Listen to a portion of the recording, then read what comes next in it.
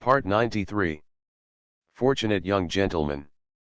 Author, Rong Xiaorong. Chapter 922. Shanhuan State originally had 27 households and a population of 145, of which 47 were able to fight. After suffering such a disaster, there were only 53 people left in Shanhuan Kingdom, and only 11 Dingzhuang people were left. Tang Ning's ears were filled with the wailing sounds of women and children, and the faces of the remaining Shanhuan people were filled with sadness and confusion. The western region is becoming more and more chaotic, and the big countries have too much time to take care of themselves. As a result, the horse thieves in the western region have become more courageous, and they have begun to take action against small countries like Shanhuan. Although these benefactors helped them kill the horse thieves, the king and several ministers had already died in the hands of the horse thieves, and Shanhuan was left with only the 50 old, weak, sick, and disabled. However, it is impossible to kill all the horse thieves in the western regions. Once they are all killed, countless more will come out. Those of them who were lucky enough to escape one calamity were not lucky enough to escape the second or third calamity. The corpses of dozens of horse thieves were arranged in several rows. Except for those killed by old Zheng, who later tried to escape, the dozens of people who were stopped by several elders also died in the end. They all died at the hands of the angry Shanhuan people.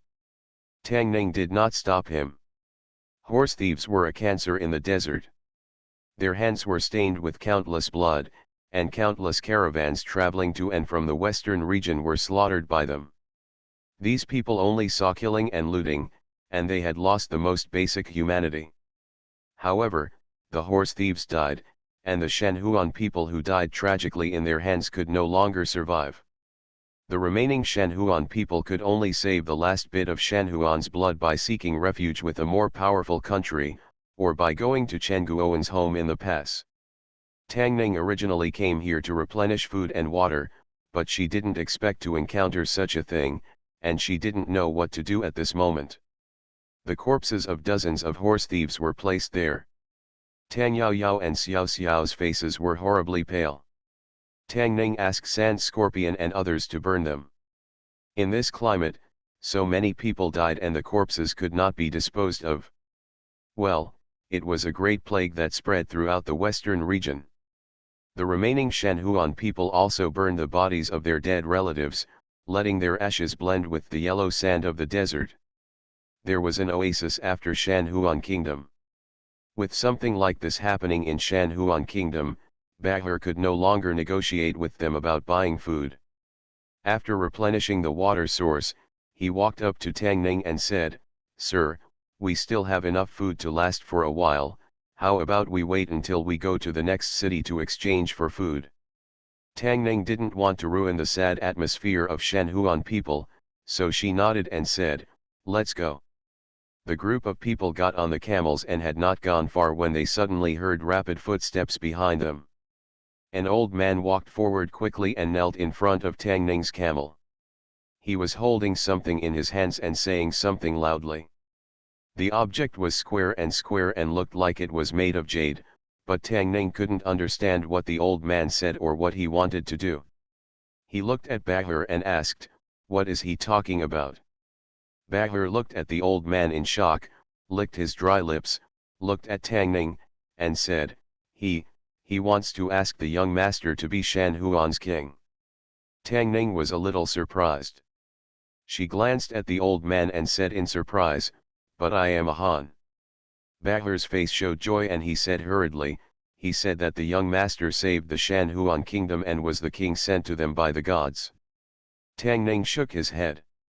The reason why he asked Lao Zheng to take action was because he couldn't stand the behavior of those horse thieves. No one with a clear conscience would resist death if they saw such a situation. He has no interest in being the king of dozens of people in the desert. He jumped off the camel and said to Bahar, "Tell him that I will not be their king." The old man of Shanhuan Kingdom asked Tang Ning to be the leader of Shanhuan Kingdom, which surprised Bahar. What he didn't expect was that Tang Ning actually refused.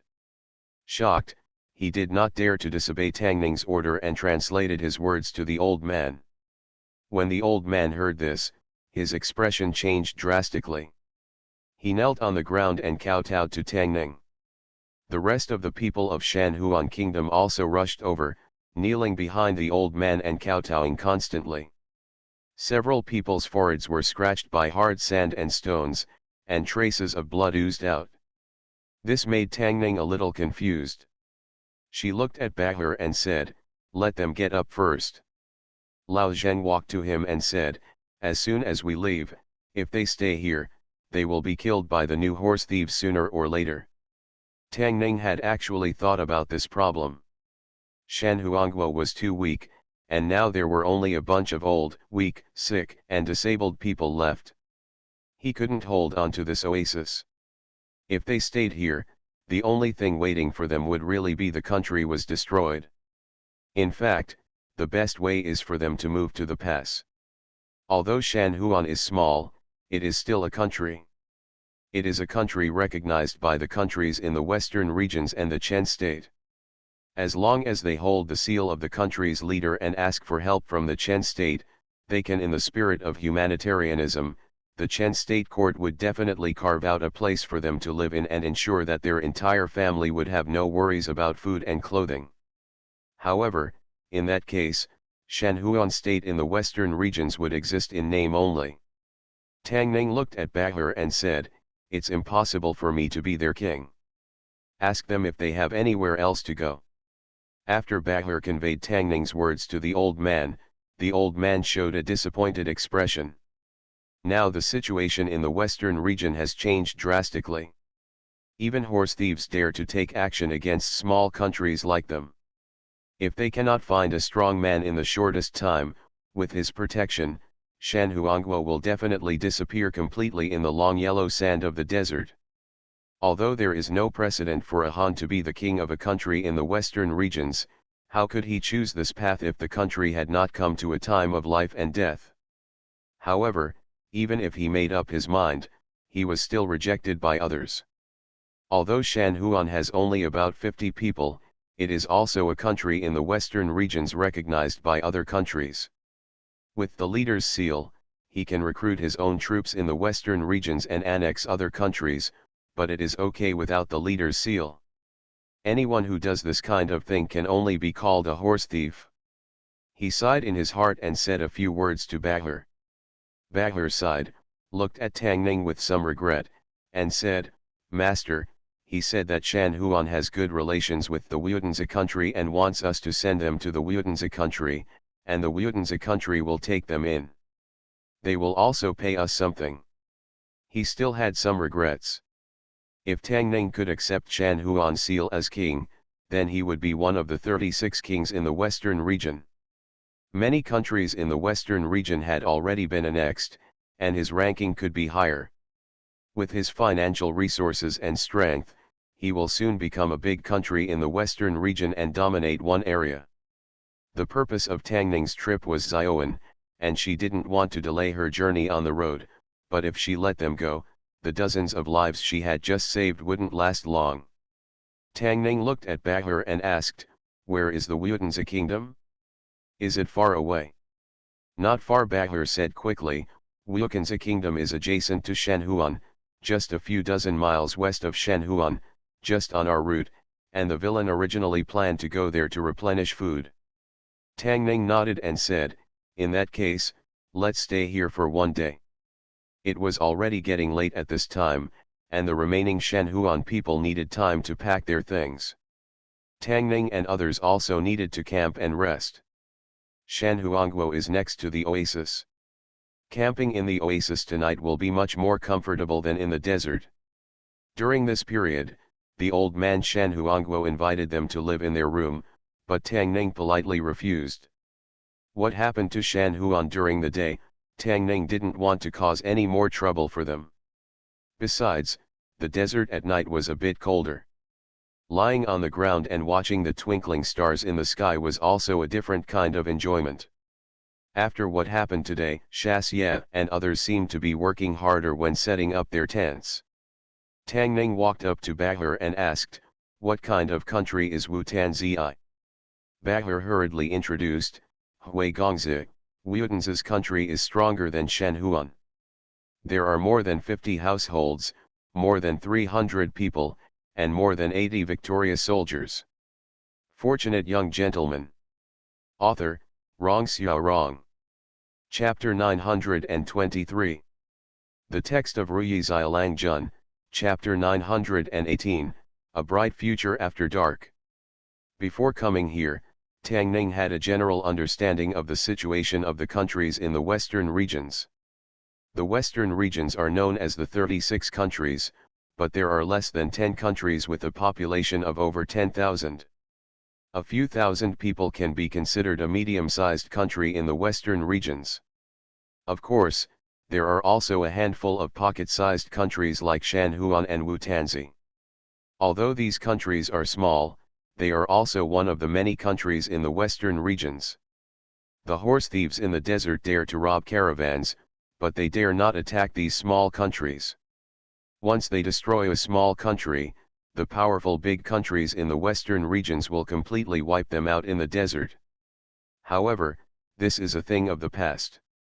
Now the western regions have become a mess.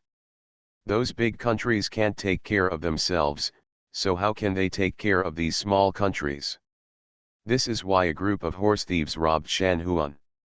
Wutan's estate was not far from Shanhuan and was not much bigger than Shanhuan.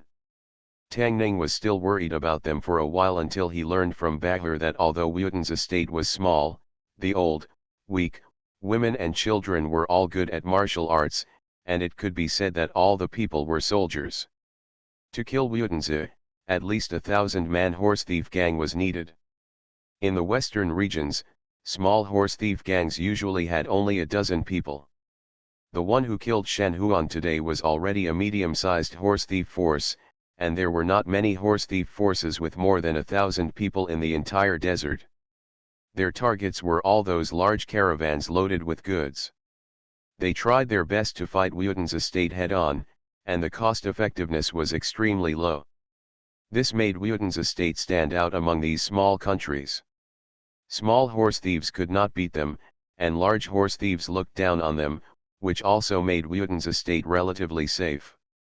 Shanhuan and Wutanzi are both small countries, not far from each other, and have been friends for generations. The remaining people of Shanhuan will go to Wutanzi tomorrow. Wutanzi is also on the route of Tang Ning and others. Tomorrow, they will escort these Shanhuan people there, buy some food from Wutanzi, and then set off again. Early the next morning, Tang Ning and others packed their luggage, and dozens of survivors of Shanhuan had gathered. They burned dozens of houses in the country. No matter whether Wutanzi would accept them or not, this is their home that they can never go back to. Let's go. Tang Ning climbed onto the camel and walked out of the oasis. The people of Shanhuan also rode on camels, and the camels carried them and their luggage and walked into the depths of the desert. After more than half a month in the desert, Tang Ning had already gotten used to this environment. Tang Yao Yao and Xiao Xiao had already gotten used to it, but after seeing the big scene yesterday, they became listless again. Tang Ning rode a camel, deliberately falling behind a few steps, and walked side by side with Tang Yao Yao. He glanced at her and asked, "What's wrong, do you regret it?" She had vowed to stay with Tang Ning and prevent him from having affairs in the western regions, but now she has become a frostbitten eggplant, hiding her pretty face under her cloak and veil, and riding on the camel unsteadily. Hearing Tang Ning's voice, she rolled her beautiful eyes under her cloak and said through gritted teeth, "No regrets."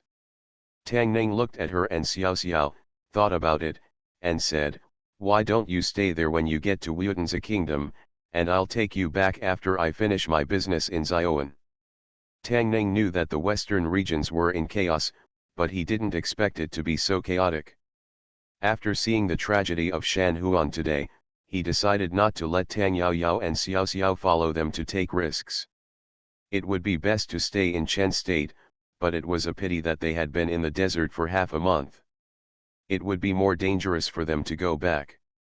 Because of the special nature of Wutanzi State, the horse thieves would not attack them. Leaving an elder who was proficient in poison to take care of them was enough to deal with all the dangers. I want to go with you. Tang Yao Yao glanced at him and said, I don't want to have another sister after you come back. Tang Ning knew that she was saying one thing and thinking another, but after feeling her determination, she stopped forcing her.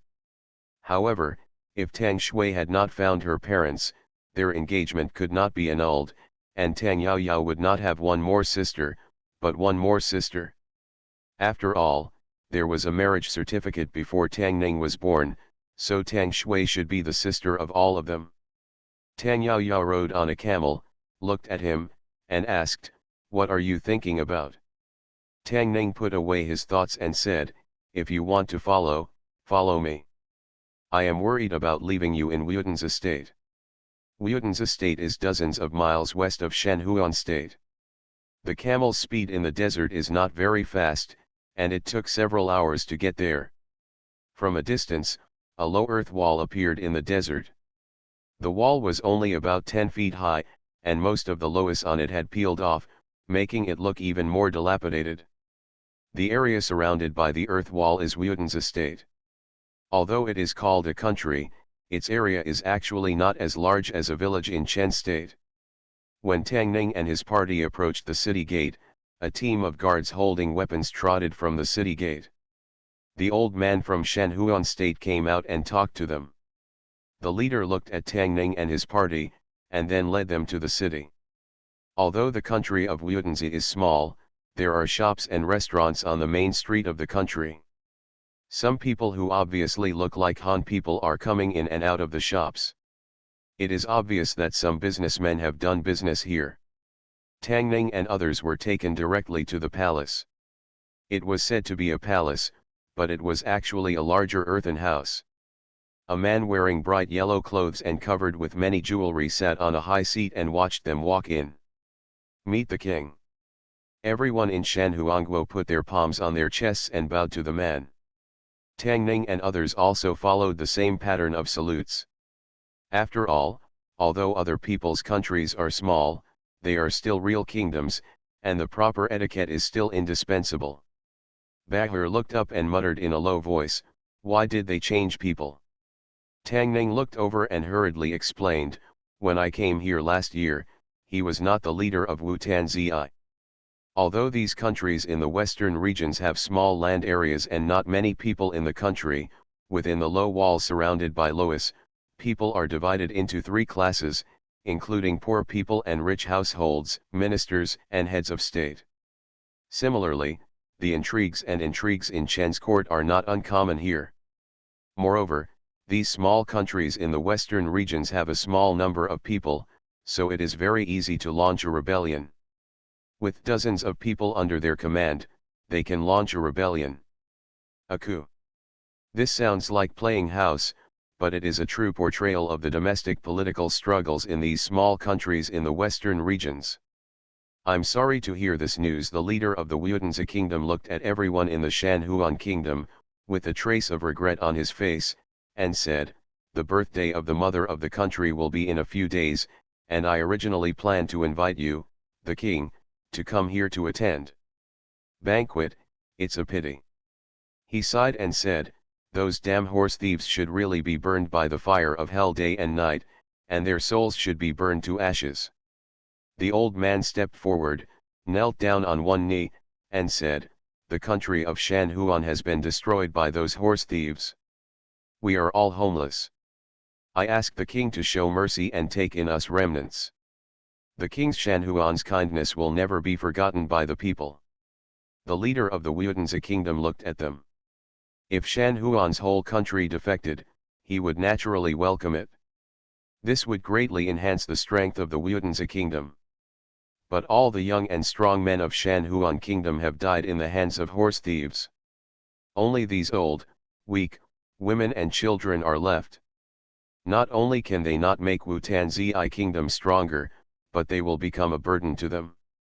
His eyes flickered, he looked at the old man, shook his head and said, Shanhuan and Wutanzi are friendly neighboring countries and should help each other, but now the situation in the western region is in chaos, and our country cannot protect itself, So how can we protect you?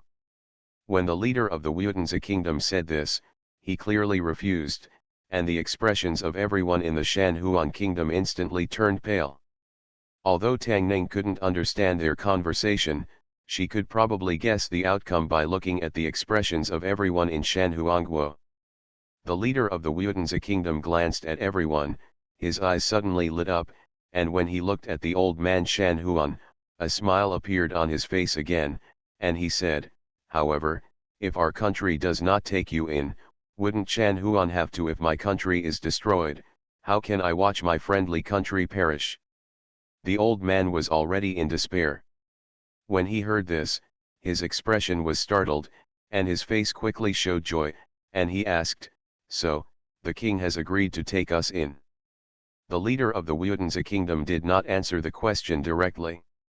Instead, he looked behind Tang Ning at Tang Yao Yao and Xiao Xiao, who were wearing cloaks. Their cloaks were used to protect them from wind and sand in the desert. Their texture was not heavy, but thin. A layer of gauze cannot completely cover the pretty face under the cloak. The leader of the Wutanzi kingdom looked at them and asked the old man, "Are these two girls also citizens of your Shanhuan kingdom?" You are listening to Novels at Bless Up channel. Wish you happiness and luck. Please subscribe to receive new novels. How do you feel about this novel? Please like and leave a comment.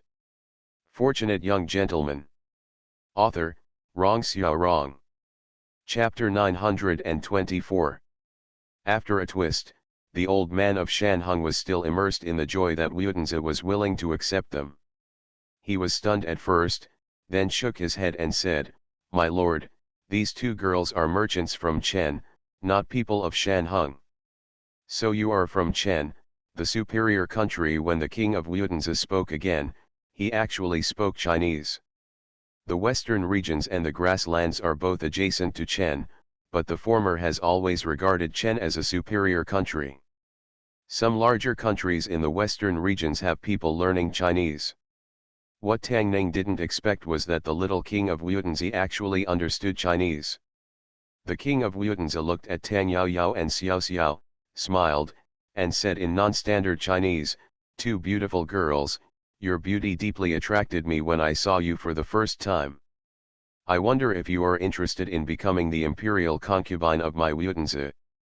Although the Chinese of the king of Wutanzi was awkward, at least the meaning could be clearly expressed. Tang Yao Yao frowned and took Tang Ning's arm, indicating that she was already in love. Xiao Xiao frowned, looked around, took Tang Ning's other arm, raised her head and looked at the king of Wutanzi. The meaning was self-evident. Although no one in Shanhuan state could understand Chinese, they roughly guessed what the king of Wutanzi meant based on his movements and expressions, and their faces changed slightly. This new king of Wutanzi obviously fell in love with the wife of the benefactor. What should he do? The king of Wutanzi looked at Tang Ning, who was embracing him on both sides, and his face darkened. He asked, "Are you a businessman from Chen State?"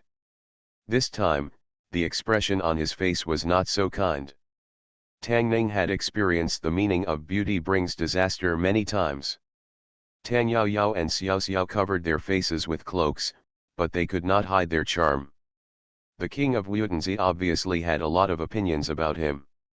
They have escorted the people of Shanhuan state to their destination.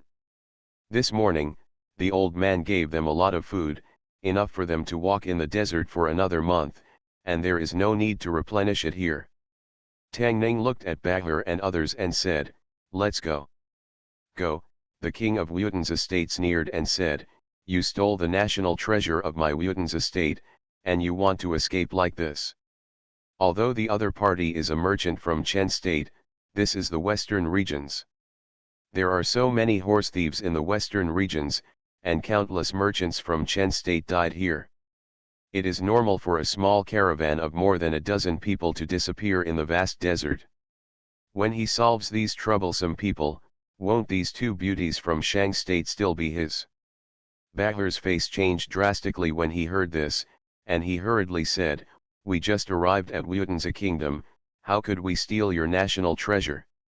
Whether we stole it or not, We will know after we search it. The king of Wutanzi looked at Tang Yao Yao and Xiao Xiao, waved his hand and said, "Guards, arrest them all. There are more than 300 civilians and 80 victorious soldiers in Wutanzi kingdom. There are 20 people standing on both sides of this imperial palace." Hearing the order of the king of Wutanzi kingdom, these guards immediately surrounded Tang Ning and others. Seeing this, the people of Shanhuan kingdom stood in front of Tang Ning and others without hesitation. The king of Wutanzi kingdom snorted coldly and said, "Anyone who dares to disobey orders will be killed without mercy." Pa! As soon as he said this, a bright red slap mark appeared on his face. The old beggar appeared in front of him at some point, with a gloomy face, and slapped him in the face again, saying gloomily, "You want to marry my disciple, are you worthy?" The old beggar obviously held back in these two slaps, otherwise he would have been able to knock the head off of the king of Wutanzi with his full strength. Even so, his cheeks swelled up quickly, and soon swelled into a pig's head. He spat out a mouthful of blood mixed with teeth, stepped back a few steps, pointed at the old beggar and Tang Ning, and said angrily, kill them for me, don't hurt the two beauties." 20 guards holding weapons slowly approached Tang Ning and others, but when they were still a few feet away from them, their bodies softened and fell to the ground. Bahar, Shaxi, and others had seen such a scene, and their expressions were not surprised at all. The people of Shanhuan and the king of Wutanzi looked at the scene in shock, and the latter even forgot to call for help. Tang Ning looked at the king of Wutanzi and walked towards him slowly. The king of Wutanzi came back to his senses, his face turned extremely pale, and he shouted, "You dare to do anything to me, you can't get out of here." "Wasn't you very fierce just now?" Tang Ning looked at him and asked with a smile, "What is the national treasure of Wutanzi? Since you said that I stole your national treasure, if I haven't even seen the appearance of the national treasure, then I am at a loss, right?" After watching his loyal guard lying on the ground inexplicably, he didn't move. The king of Wutanzi was frightened to the extreme. At this moment, this businessman from Chen State was no different from a devil in his eyes. He threw something out of his sleeve and said, "This is the national treasure of Wutanzi. Don't kill me, please don't kill me." Tang Ning picked up the thing he threw over. This thing was square and seemed to be a seal, which was somewhat similar to the seal of the king of Shanhuan State he saw yesterday. The western regions are rich in beautiful jade. The jade materials used for these two seals of the king are the best of the best. I am afraid that there is not even such quality in the treasury of the state of Chen. Although Tang Ning had never been interested in this kind of thing, since the leader of Wutanzi kingdom offered it to him, he reluctantly accepted it. There was such a big noise in the imperial palace, and soon a group of guards ran in from inside. Wutanzi country is very small, and most of the 80 guards are around the palace. This time, more than 40 people came in. Wutanzi, when the leader of the Zi kingdom saw this, he immediately shouted loudly, "Quickly, kill these traitors."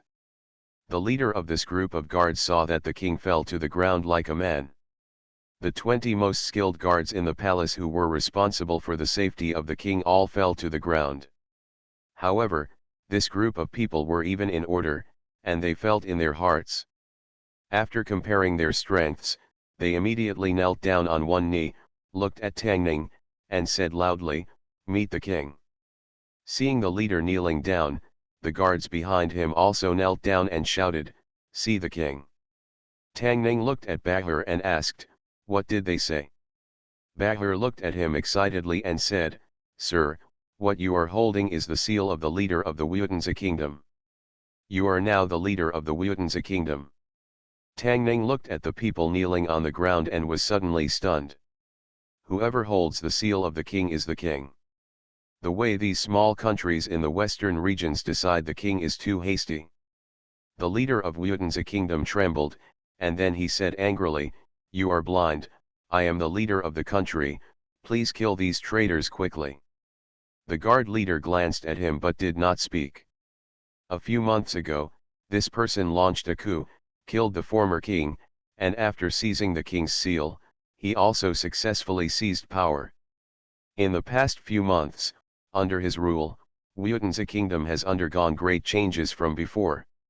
Now the situation in the western region has become so tense. If this continues, Wutan's kingdom may become like Shanhuan. Disappeared in the desert sand. Although I don't know who the young man is who holds the seal of the king, but if the king changes, Wutan's country will have a glimmer of hope. In the crisis-ridden western region, this glimmer of hope is extremely valuable. Tang Ning ignored these people. There was not a big difference between being the emperor of dozens of people and being the emperor of hundreds of people. The western region was so windy and sandy, and he would not stay here just for the sake of being the leader of the country. He threw the seal to the leader of the guards and said, "I am not your king. Whoever wants this can take it."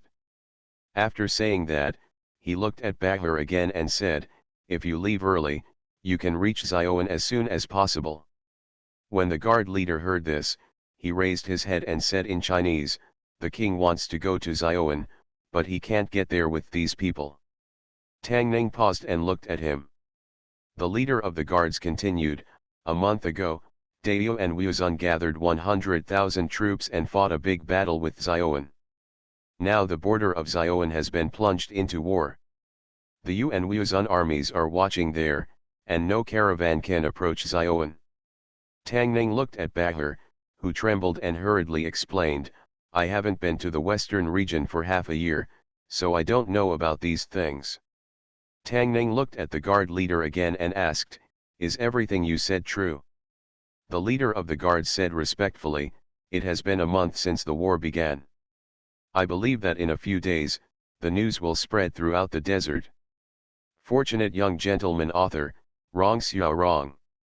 Chapter 925.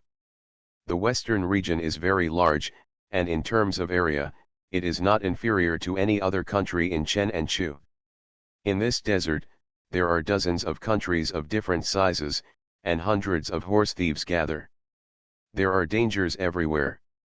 In addition, the languages of the countries are not clear, and the transmission of information will naturally not be as good as Chen Chu. Swift.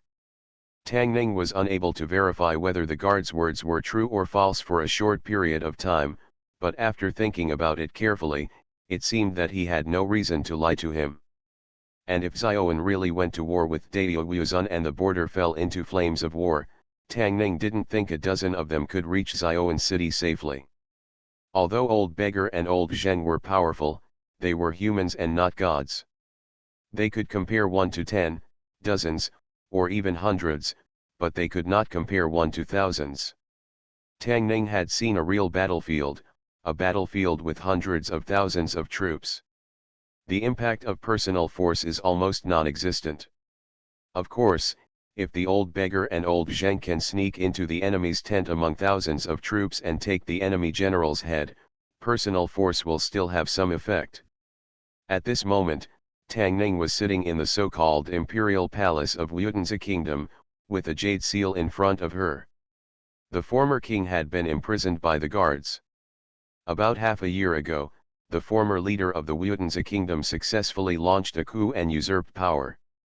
6 months later, Tang Ning also overthrew his rule. He looked at the seal of the leader of the Wutan's kingdom in front of him, with a hint of doubt on his face. Then he looked at Bahar and asked, "Are you all so hasty in choosing the leader of the western region? Is this a fraud?" Bahar hurriedly explained, "Young master, you don't know. These small countries in the western regions are like this. The seal of the king is the only evidence to prove the identity of the king. No matter who gets the seal, he can become the master of the country." He continued to explain to Tang Ning, "In small countries like Shanhuan and Wutanzi, it is extremely easy to launch coups and rebellions are also frequent. This will cause domestic instability and the people will suffer greatly. In order to stabilize the country, they have a national lord seal. Even if those rebels rebelled and did not get the seal, they are not legitimate rulers of the country, and the other countries do not recognize them. In this way, very few people will rebel.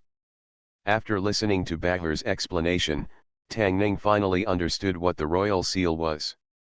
This thing is actually a symbol of mutual recognition among the countries in the western regions. The person holding the seal is the leader of the country, and the people who are loyal to him are also the leaders recognized by the countries. In this way, even if someone wants to usurp the throne, he will not be able to get the country. The main seal is not recognized by other countries, which is also a thankless task. And even those horse thieves with more than 1,000 people in the desert are more numerous than many small countries in the western region, but they are not considered a country. The importance of the king's seal is evident. Bahir looked at him and said tentatively, "Young master, you might as well accept the seal of the ruler of the Wudanza kingdom. As the ruler of the Wudanza kingdom, it will be much easier for you to act in the western regions." Tang Ning was moved by Bahir's words. Of course, he didn't want to become an emperor. There is nothing good about being an emperor with 300 people. What he cares about is that having this special status will help him in the western region. Walk. If he really faces Xiaoan in the future, his status as the leader of the Wudanza kingdom is equivalent to that of the leader of Xiaoan. Their negotiations are also negotiations between countries, which will invisibly increase his heavyweight bargaining chips. He thought for a while, looked at Bahir, and said, "Go and call Siddiq in." Siddiq was the guard leader. After Tang Ning obtained the seal of the leader of Wudanza kingdom, he simply declared his allegiance to him. Soon, a figure walked in from outside. He put a hand on his chest, bowed and saluted Tang Ning, and said respectfully, "Siddiq has met the king." Siddiq's Chinese was pretty good, but he didn't need Bahir's translation. In fact, because of the close connection with Chen state, many people in the countries in the western regions could speak fluent Chinese. Tang Ning did not refuse this time, because he really needed the status of the leader of the Wudanza kingdom. Of course, he would not be the leader of a small country in the western regions for a long time. The most he could do was wait until the affairs in the western regions were over, and then pass the throne to others.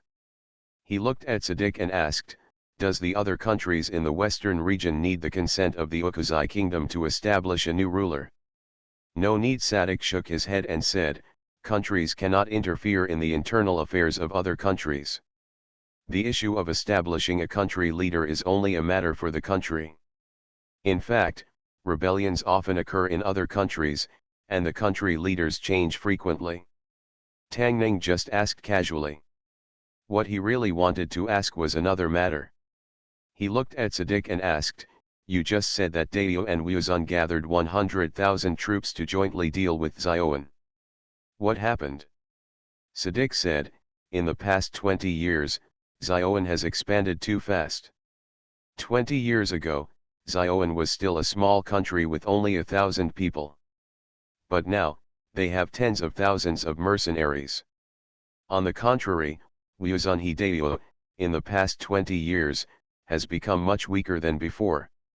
They feel that Xiaoan has the ambition to unify the western region, and they must curb Xiaoan's footsteps, otherwise, they will be the ones who are annexed in the end." Tang Ning had already done enough homework on Xiaoan before coming to the western regions. 20 years ago, the population was just over 1,000. If it weren't for the abundance of beauties in the country, most people wouldn't even know that there was such a country in the western region. But now, Xiaoan has become Chen state's biggest enemy, with hundreds of thousands of troops, and has become a real giant country in the western regions.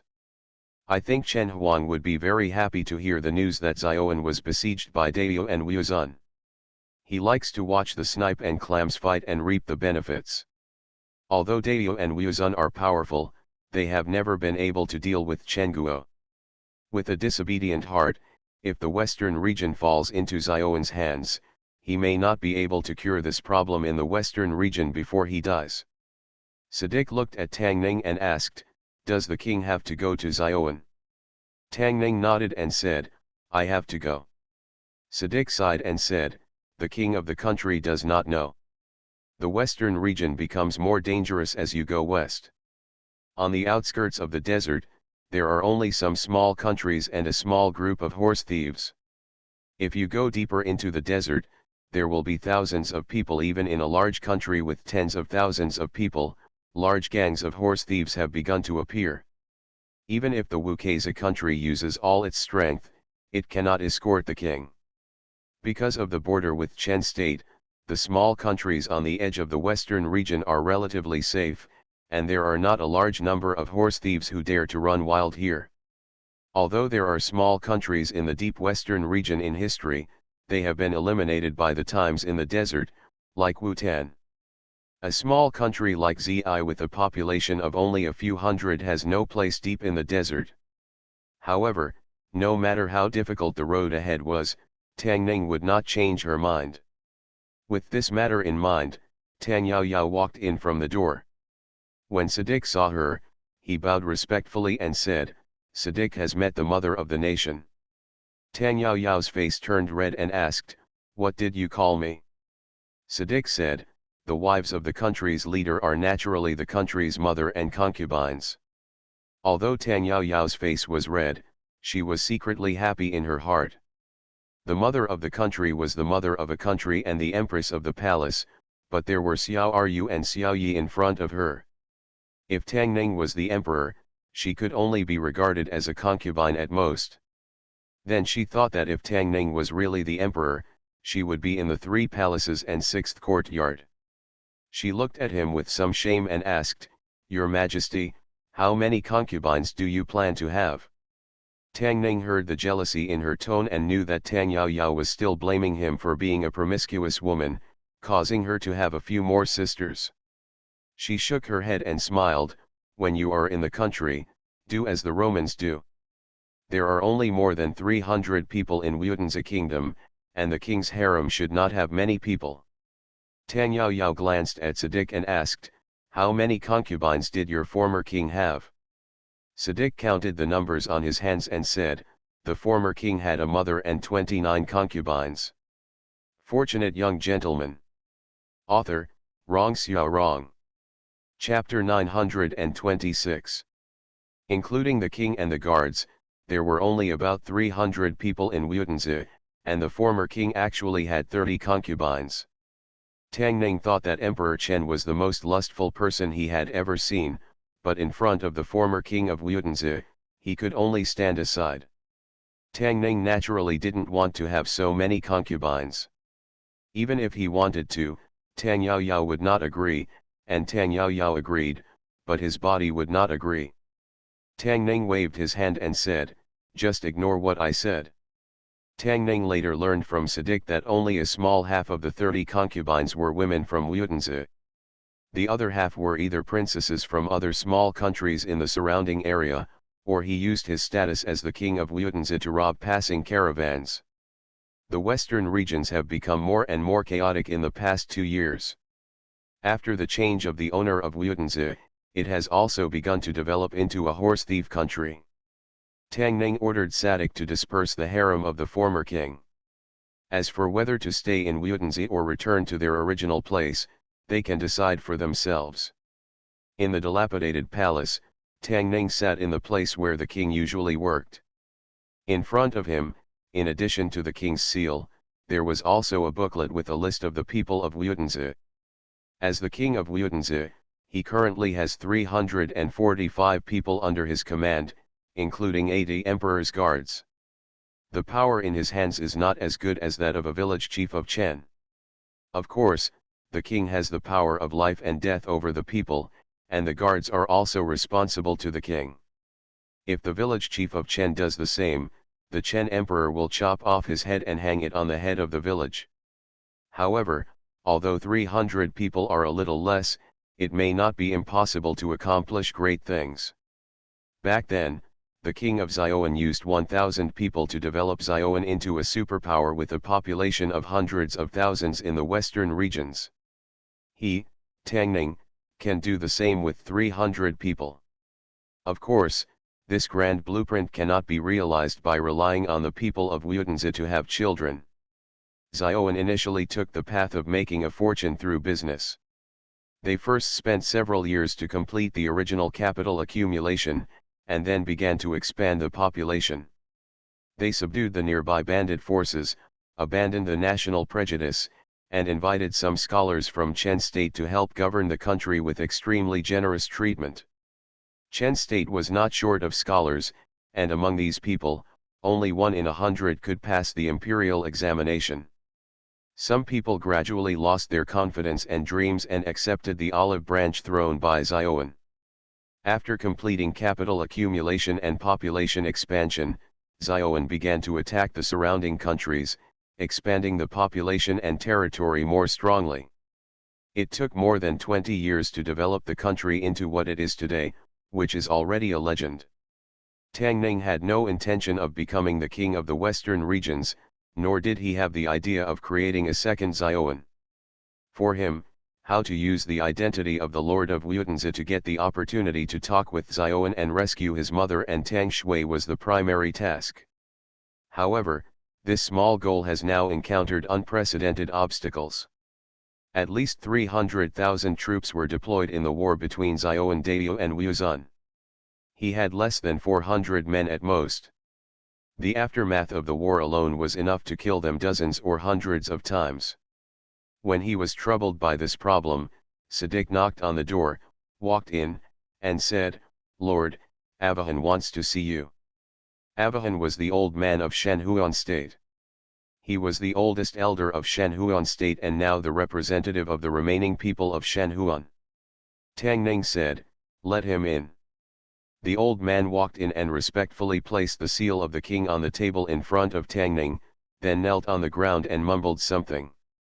Although Tang Ning did not understand what he said, it was not difficult to understand what he meant. Being the king of one country is also a duty, and being the king of two countries is also a duty. Since they insisted, Tang Ning would no longer refuse. After accepting this seal, he is the ruler of two countries in the western regions, and has more than 400 people under his command. Tang Ning accepted the seal, looked at Sadiq, and said, "Is there still a place to accommodate them in the country?" Sadiq thought for a while, nodded, and said, "There are still some empty houses in the country. There are not many of them, and it is enough to accommodate them." "Then you help them settle down first," Tang Ning said, "let them live here for the time being, and wait until you find a suitable place in the future." Tang Ning was not willing to easily erase the existence of a country. Although Shenhuan is small, it also has its own unique culture. If Shenhuan is integrated into Wutanzi, perhaps in a few years, no one will remember the name of Shenhuan. "Yes." Sadiq bowed his hands and walked out with the old man with an excited expression on his face. The people of Wutanzi were greatly shocked today. First, they learned that the neighboring Shenhuan state was almost destroyed by horse thieves, and then the Wutanzi state changed its owner. The last rebellion in the country was half a year ago. The former king bribed the guards in the country and led the rebel army into the palace. After murdering the king, he took the position of king. Today, it is said that the king fell in love with the wife of a businessman from the state of Chen and wanted to take her by force. Unexpectedly, these merchants from the state of Chen were so powerful that they directly pulled him down from the position of king. Although the people were shocked by this, they were not panicked, but felt a little fortunate. Compared with the previous king, the former king was tyrannical and licentious, making the whole Wutanzi country a mess. It was a good thing for the people that someone replaced him as the king. What's more, the ruler is a businessman from the state of Chen. How could the people of the Celestial Empire be interested in a mere Wutanzi state? After they leave, Wutanzi state will still be their Wutanzi state. Moreover, from his attitude towards Shanhung and the words of Shanhung's survivors, the new ruler is a kind-hearted person. In this way, today's coup is a good thing. Wutanzi state is too small. In less than a quarter of an hour, what happened in the palace can spread throughout the country. After asking each other and getting these news, the people are also calmed down. This is the advantage of a small country. If the emperor of Chen state was changed, it would take at least a month to announce it to the world and spread it to all prefectures and counties. In Wutan's estate, it only takes a guard to shout. After a brief surprise, Wutan's estate quickly settled down again. At this moment, a cloud of dust suddenly appeared in the desert in the distance, and a light horse came to the city and shouted, "I want to see the king, I have something important to report." Tang Ning had just finished dealing with Shan Huan's affairs and had only drunk half a cup of tea when hurried footsteps sounded outside the door again. Sadik walked in with a man from outside, and said with a heavy face, "King, something bad has happened." Tang Ning put down the teacup and said, "What happened, please tell me slowly." Sadik looked nervous and said, "The horse thieves nearby have united and are planning to besiege our Wutanzi country." Tang Ning glanced at him and asked, "How did you get the news?" Sadik pointed at the man and said, "Sages are undercover in a group of horse thieves. He risked his life to come back and tell us the news. The Wutanzi country has been able to live in peace in the western regions for so many years.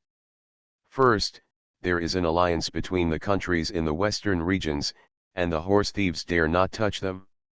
Second, although they are not many in number, the trend of practicing martial arts is prevalent in the country. Although they only have about 300 people in the country, both men and women can go to the battlefield. Without a force of more than 1,000 horse thieves, they dare not rob the Wutanzi country. Now the western regions are in complete chaos, and each country can no longer take care of itself. The bandits in the desert have also become bolder, which led to the destruction of Shanhung. I didn't expect them to target Wutanzi so quickly." Tang Ning looked at Sadik and asked, "How many people have they gathered?" Sadik said nervously, "At least 1,500 people. We can't withstand the attack of so many bandits."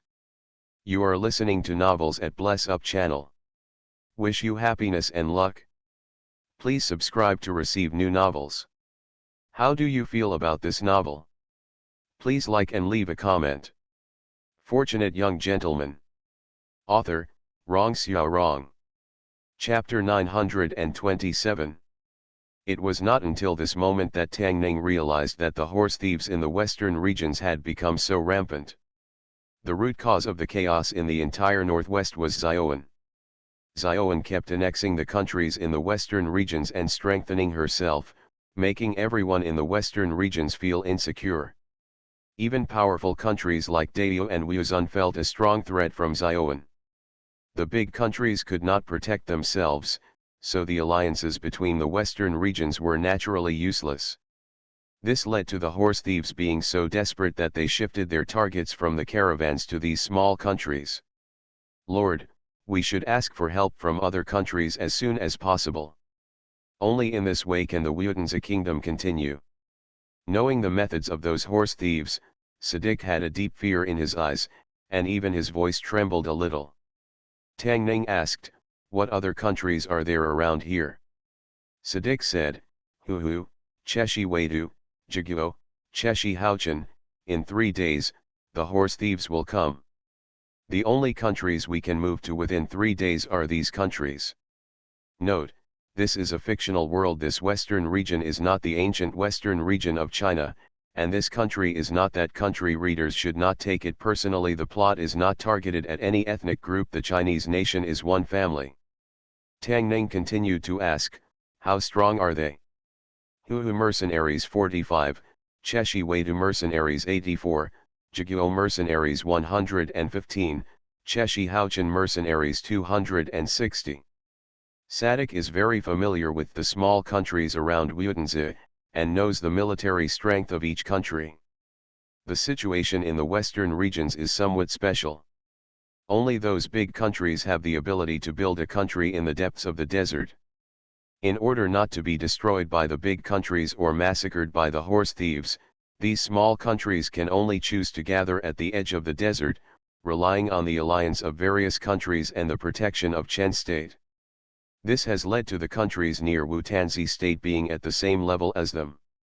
According to Chen State's classification of the strength of the western regions, countries with a population of less than 2,000 can only be regarded as small countries of Class D if calculated by national strength. Wu-Tanzi State is the most powerful country in this vicinity. Excluding the old and the young, the people of Wu-Tanzi State all took up weapons to fight. In addition to the military strength of these countries, even if they can win against 1,500 horse thieves, it will be a miserable victory. After a battle, it is very likely that two countries will disappear, and those who survive by chance will definitely not be able to resist the second wave of horse thieves. Whether it was the state of Chen or the western regions, many people who could not make a living would choose to become bandits. This led to the desert horse thieves being as numerous as sand. They could not be killed or eradicated. Once these countries were seriously injured by some horse thieves, another group of horse thieves would immediately pounce on them like hungry wolves. Tang Ning and his group, including the old beggar, Lao Zheng, and several elders, were already in trouble when they encountered 1,500 horse thieves in the desert, let alone Wu-Tanzi. Tang Ning looked at Sadik and said, "You quickly order people to go to Huhu, Cheshi Wadu, Jiguo, Cheshi Haochen and other countries to bring back reinforcements." Yes, this was a critical moment concerning the survival of Wu-Tanzi. Sadik hurriedly responded and immediately ran out to make arrangements. The news that a large number of horse thieves were about to attack the Wu-Tanzi country spread among the people in an instant. Too many things happened today. Shanhuan State was attacked and almost perished. Wu-Tanzi State changed its master. A large wave of horse thieves is about to attack. The more turbulent the situation is, the more you can see that the people of Wu-Tanzi State are different. Tang Ning walked out of the palace and saw that the streets that were crowded with people just now were empty in an instant. From the courtyards, the sound of sharpening knives came. The gates of Wu-Tanzi were closed. Children stood on the city wall and watched. Women brought stones from all over the city and piled them next to the catapult. There is a reason why Wu-Tanzi, a small country, can dominate the area of 100 miles without the advantage of numbers. They are almost all soldiers, and they can maintain such an orderly order when the war comes. It is precious. Lao Zheng and others were also arranged in the palace. Although the palace of Wu-Tanzi State is a little broken, it is large enough and much cleaner and tidier than other places. Old Zheng glanced at him and asked, "Are there horse thieves coming?" When he said this, he unconsciously reached out and touched the butcher knife on his waist, which reminded Tang Ning of the hell on earth in Shanhuangguo, and he couldn't help but shudder. He looked away and nodded, "Yes, a group of horse thieves have set their sights on this place. There are quite a few of them, at least more than 1,500. After he finished speaking, he looked at several elders and asked, "There are 1,500 horse thieves. Is there any way to minimize the casualties on our side? The more enemies there are, the less role old Zheng and the old beggar can play. On the contrary, these elders, who can use poison and poison, will increase their combat effectiveness exponentially. Although the desert is not as good as the mountains and forests in Gizhu, there are also poisonous insects, and their strength will increase a lot." The fourth elder stood up and said, "Yes, but it takes time to prepare. The horse thieves will arrive in 3 days. Tang Ning looked at her and said, "Will 2 days be enough?" The fourth elder nodded and said, "The longer the better. If there are only 1,500 people, 2 days of preparation time will be enough." The old beggar exhaled a breath from his nose and said, "Crooked ways." Tang Ning looked at him and said, "How about you do it?" The old beggar glanced at him and said, 1,500 horse thieves, do you think I'm a god?" Tang Ning knew that the old beggar had always looked down on the Gu technique of the Wangu sect, thinking that it was all crooked ways. As a top master, he considered it from the perspective of a martial artist pursuing martial arts. However, for Tang Ning, all he wanted was to survive the disaster of the Wu-Tanzi kingdom with minimal casualties. Although the methods used by the elders were somewhat inhumane and not recognized by the righteous, when their lives were threatened, What was the point of talking about humanity when dealing with those horse thieves who only knew bloody killings? Moreover, Tang Ning felt that compared to letting them fight Lao Zheng head-on, the elders' method was more humane. After all, the elders could at least leave them with an intact body. Having made up his mind, Tang Ning looked at the fourth elder and asked, "Do you need anything?" The fourth elder looked at the eighth elder and said, "What do you need?" It seems that the eighth elder is the indispensable person in this matter. Tang Ning looked at him. The eighth elder thought for a while and said, "Just a sheep will do."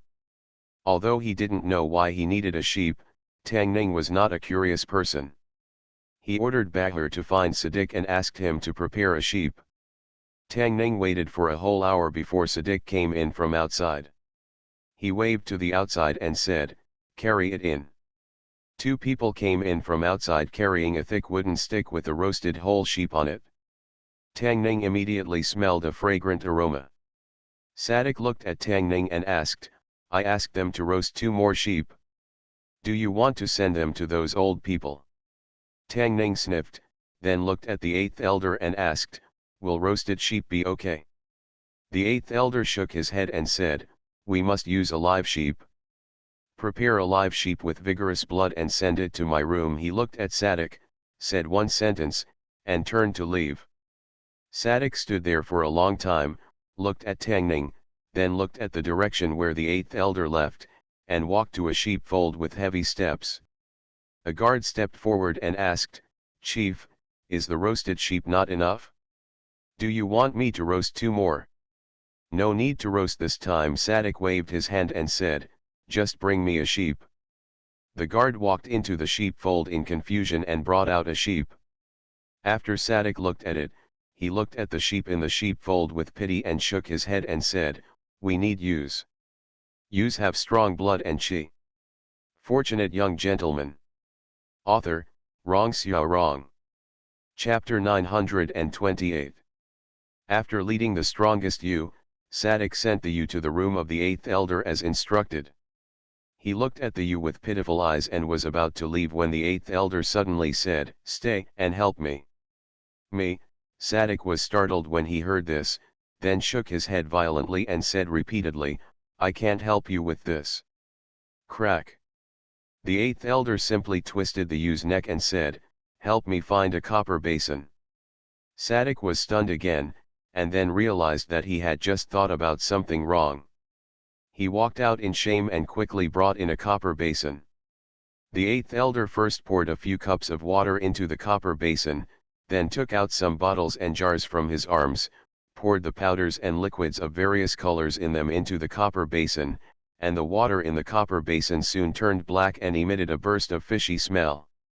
Siddiq covered his mouth and nose, a little confused. At this time, the eighth elder took out a wooden box from his sleeve, opened the box, and took out an unknown insect from the box.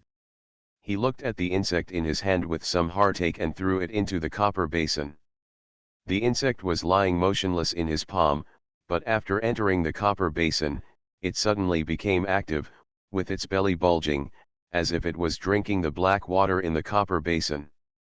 The eighth elder took out several wooden boxes one after another, took out various poisonous insects from the boxes, and did the same. After a while, the color of the black water in the copper basin became much lighter.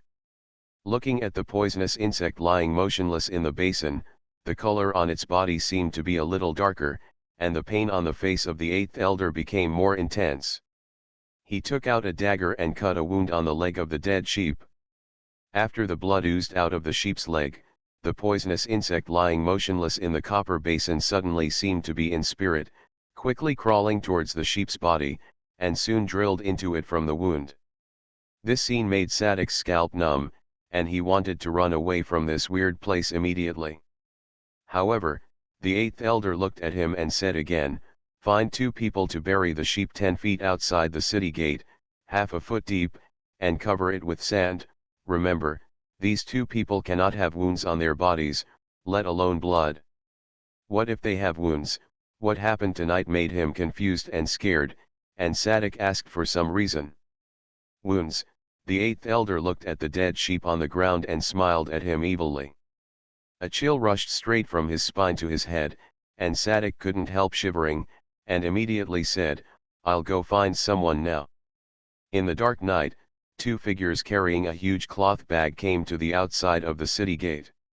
10 feet away from the city gate of Wutanzi, a half-foot deep pit had been dug. The two threw the cloth bag into the pit and filled it with yellow sand. Then, they pulled a rope out of the pit and stretched it to the top of the city wall. After doing all this, they looked at Sadik behind them and asked curiously, "Chief, why are we doing this?" Sadik glared at them and said, "Stop talking nonsense, just do it if I tell you to. This is the order of the king." After being scolded, the two stopped asking questions, but they were still a little nervous when they thought that the enemy was about to arrive. One of them showed a worried look on his face and said, "Chief, do you think they can bring in reinforcements?" Sadik shook his head and said, "I don't know. No one knows what the outcome of a country's rise and fall will be. Even if those countries are afraid of the number of horse thieves and refuse to rescue Wutanzi, he is not surprised at all." The other man had a fearful expression on his face and said, "Why don't we run? It's still in time." "Stupid," Sadik glared at him and said, "we still have a chance of survival if we stay in the city. If we leave here and are caught by the horse thieves in the desert, we will all die." The man showed despair on his face and said, "It doesn't matter if I die, but my Aji is only 3 years old." Sadik took a deep breath and said, "Don't worry, the king will definitely find a way." After experiencing the initial fear, he gradually calmed down, especially when he thought that the king had never shown a timid or fearful expression in the face of so many horse thieves. He felt more at ease. Any person, when faced with such a threat to his life, would not think of leaving them behind and running away. If he still wanted to stay here, he would either want to die or he would not take those horse thieves seriously at all. Although he had only been in contact with the king for a few hours, Sadik was sure that he was definitely not the first type of person. A trace of determination appeared on his face, and he said, "I hope they can bring back reinforcements. Tonight is destined to be a sleepless night for the people of Wutanzi. The national regime has just been overthrown, and they learned that a large group of horse thieves have targeted them and will attack the city in a few days. Who can still sleep? The long night is very difficult to endure, and tonight, the people of Wutanzi also discovered something special. After nightfall, a large number of poisonous insects suddenly emerged from the cracks in the tiles in the city, including scorpions, snakes, spiders, centipedes. There are many poisonous insects in the desert, and they are very poisonous. Ordinary scorpions sting people and they will hurt for a few days. If you are bitten or stung by those highly toxic insects, you will lose your life. There are not a few people who die in the desert every year because of this. After these poisonous insects emerged from their nests, the people immediately became nervous and told their children not to walk around casually. Being poisoned by these poisons was no joke. Surprisingly, these poisonous insects did not hurt anyone this time, but ran out of the city one after another. It seems that there is something in the city that scares them, or there is something outside the city that is very attractive to them. Less than half an hour later, there was no more poisonous insect in the city. The people of Wutanzi Kingdom were in awe after seeing this. Could it be that these poisonous insects also knew that Wutanzi was about to encounter a disaster, so they fled first? Compared with the upcoming national disaster, the poisonous insect incident was quickly forgotten by everyone. The next day, the news came back from outside, which made their already uneasy hearts completely fall into the bottomless abyss. Huhu, Cheshi Wadu, Jiguo, Cheshi Houchan, refused to provide assistance to the Wutanzi country, and the people Sadik sent out to ask for help returned without success. As the news came one by one, a kind of panic and anger began to spread in Wutanzi's country. In the palace, Sadik looked at Tang Ning with a pale face and said, excluding the elderly and children. Wu Tanzi and Shan Huan can only dispatch 200 people. 200 men faced off against 1,500 fierce horse thieves, and almost the entire army was annihilated. Tang Ning could understand what small countries like Huhu were doing. The population of these small countries in the western region was not large. If a country like Huhu sent out all its troops, a few ordinary horse thieves could massacre their country. Several other countries compared with it, it's not much different. From their country's standpoint, staying put is the safest approach. In order to deal with Wu Tanzi, all the horse thieves in this area have been gathered together. Although Wu Tanzi is not the opponent of these horse thieves alliance, these horse thieves will have to pay a high price if they want to kill Wu Tanzi. By then, they will no longer have the strength to attack small countries like Huhu, which will be more beneficial to these countries. As for the Wu Tanzi kingdom, it has nothing to do with them anyway. In a place like the western region, it is extremely difficult to protect yourself. Not many people will care about other people's affairs. Since they are unwilling to reinforce, we should prepare to meet the enemy. Tang Ning looked at him and said, "Send people to strengthen patrols nearby. If there is any abnormal movement nearby, report it immediately."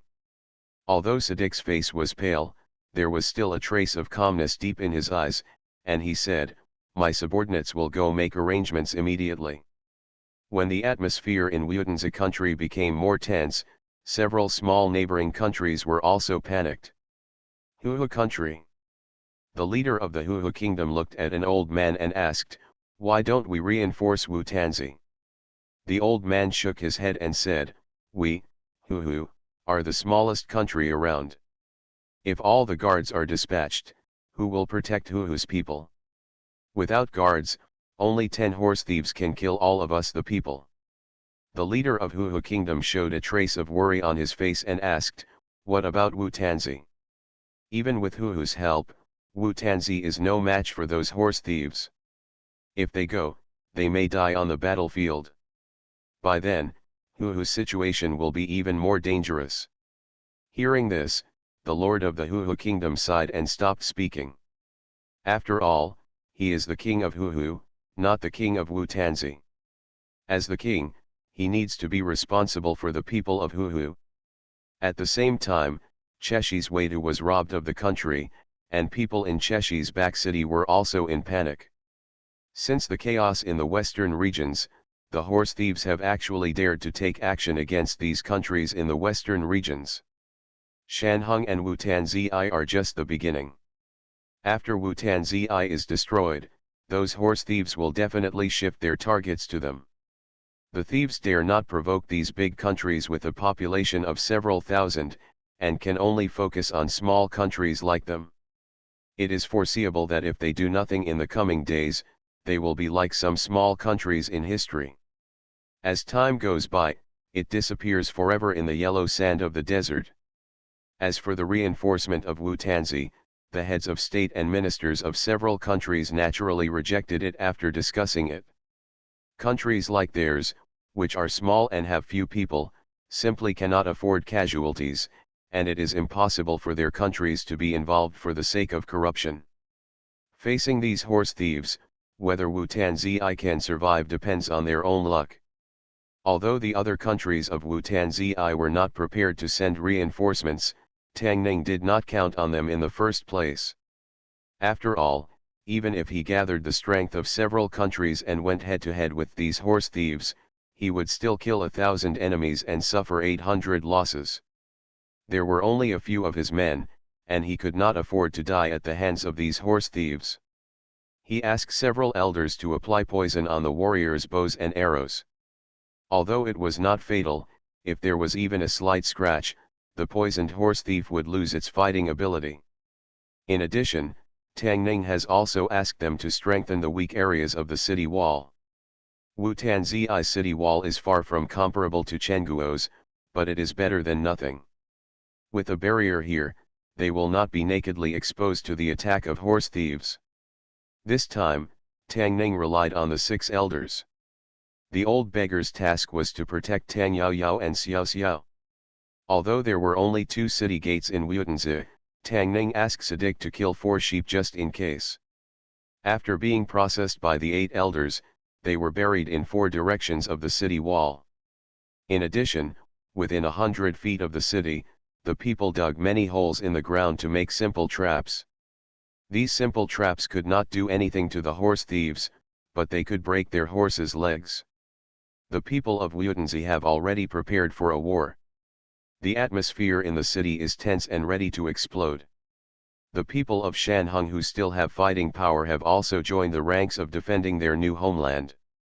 On the city wall, Lao Zheng stood beside Tang Ning and said slowly, "Here we come." Tang Ning looked forward and saw a cloud of dust in the distance. That was the dust splashed by countless horses running in the desert. Tang Ning thought these horse thieves would choose to attack at night, but he didn't expect them to be so bold that they dared to destroy the country in broad daylight. Lao Zheng glanced at the billowing dust and said, "There are at least 2,000 of them." Siddiq looked solemn, looking at the archers on the city wall, and said in a deep voice, "Enemy attack, everyone, be alert." The horse thieves came roaring and running all the way, faster than Tang Ning imagined. This unscrupulous aggression is simply arrogant and arrogant to the extreme, which also shows that they don't take Wutanzi country seriously at all. In fact, these horse thieves did not take a small country with less than 200 soldiers seriously. Their broken walls would be defeated without any suspense. The tenfold difference in numbers was enough for them to slaughter the people of Wutanzi and rob their treasures and women.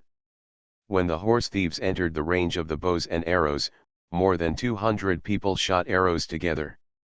After a rain of arrows in the air, dozens of horse thieves fell off their horses, twitched twice and then stopped moving. Among these people, only a few were shot to death directly by arrows, and the rest were only slightly injured by arrows, but the poison on the arrows could directly make them lose their combat effectiveness. These horse thieves united in a big way this time, and the news had been released long ago. They knew that Wutanzi would be prepared, but they did not care about it.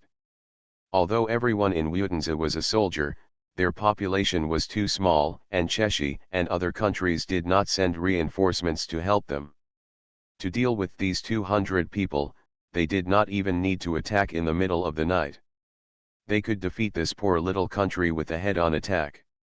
The proactive attack by Wutanzi caused them to lose so many people at the first sight. Several horse thieves were shocked and angry. Looking at the low city wall in front of them, they shouted, "Go in and kill them all." The horse thieves heard this, clamped their horses' bellies, and accelerated forward. However, before they rushed to the bottom of the city wall, many horse thieves' horses stepped on the traps that tripped horses, and they immediately lost their hooves and fell to the ground, and the horse thieves and the horses fell to the ground. "Get off the horse! Everyone get off the horse!" Wutanzi's thorough preparation was far beyond the expectations of the horse thieves. After discovering the traps for horses on the ground, they immediately turned over and got off the horse decisively, and walked towards the city on foot. The rain of arrows continued, but because the horse thieves were prepared, the effect was not great. When all the arrows were shot, less than 10% of the horse thieves were killed.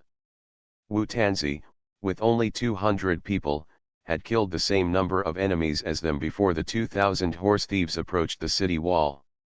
This was enough to be proud of. However, the remaining horse thieves were still beyond their resistance. Once the city was breached by the horse thieves, today would be the day when Wutanzi's country would be destroyed.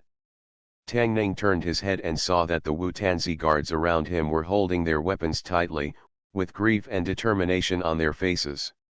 Tang Ning naturally couldn't really wait for the horse thieves to rush up. He looked at the 8th elder and asked, "Is it almost done?" The 8th elder nodded, picked up a thick straw rope from his feet, and pulled it hard. Outside the city wall, on a piece of sand, something was suddenly pulled out. It was a sheep carcass, exposed to the air, emitting an unpleasant smell, and the strong smell made people dizzy. A bandit leader almost vomited and said angrily, "What is that?" Another bandit stepped forward to take a look and said, "A dead sheep." The bandit leader waved his hand and said, "You, go over there and throw it away." The bandit secretly cursed and walked forward with his nose pinched, ready to throw the sheep carcass into the corner. However, he had just taken 2 steps when many bugs suddenly crawled out of the dead sheep's body.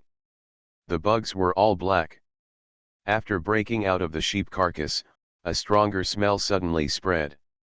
More than a dozen bandits nearby vomited immediately, and then they felt weak all over, and even the weapons in their hands could not be held steadily.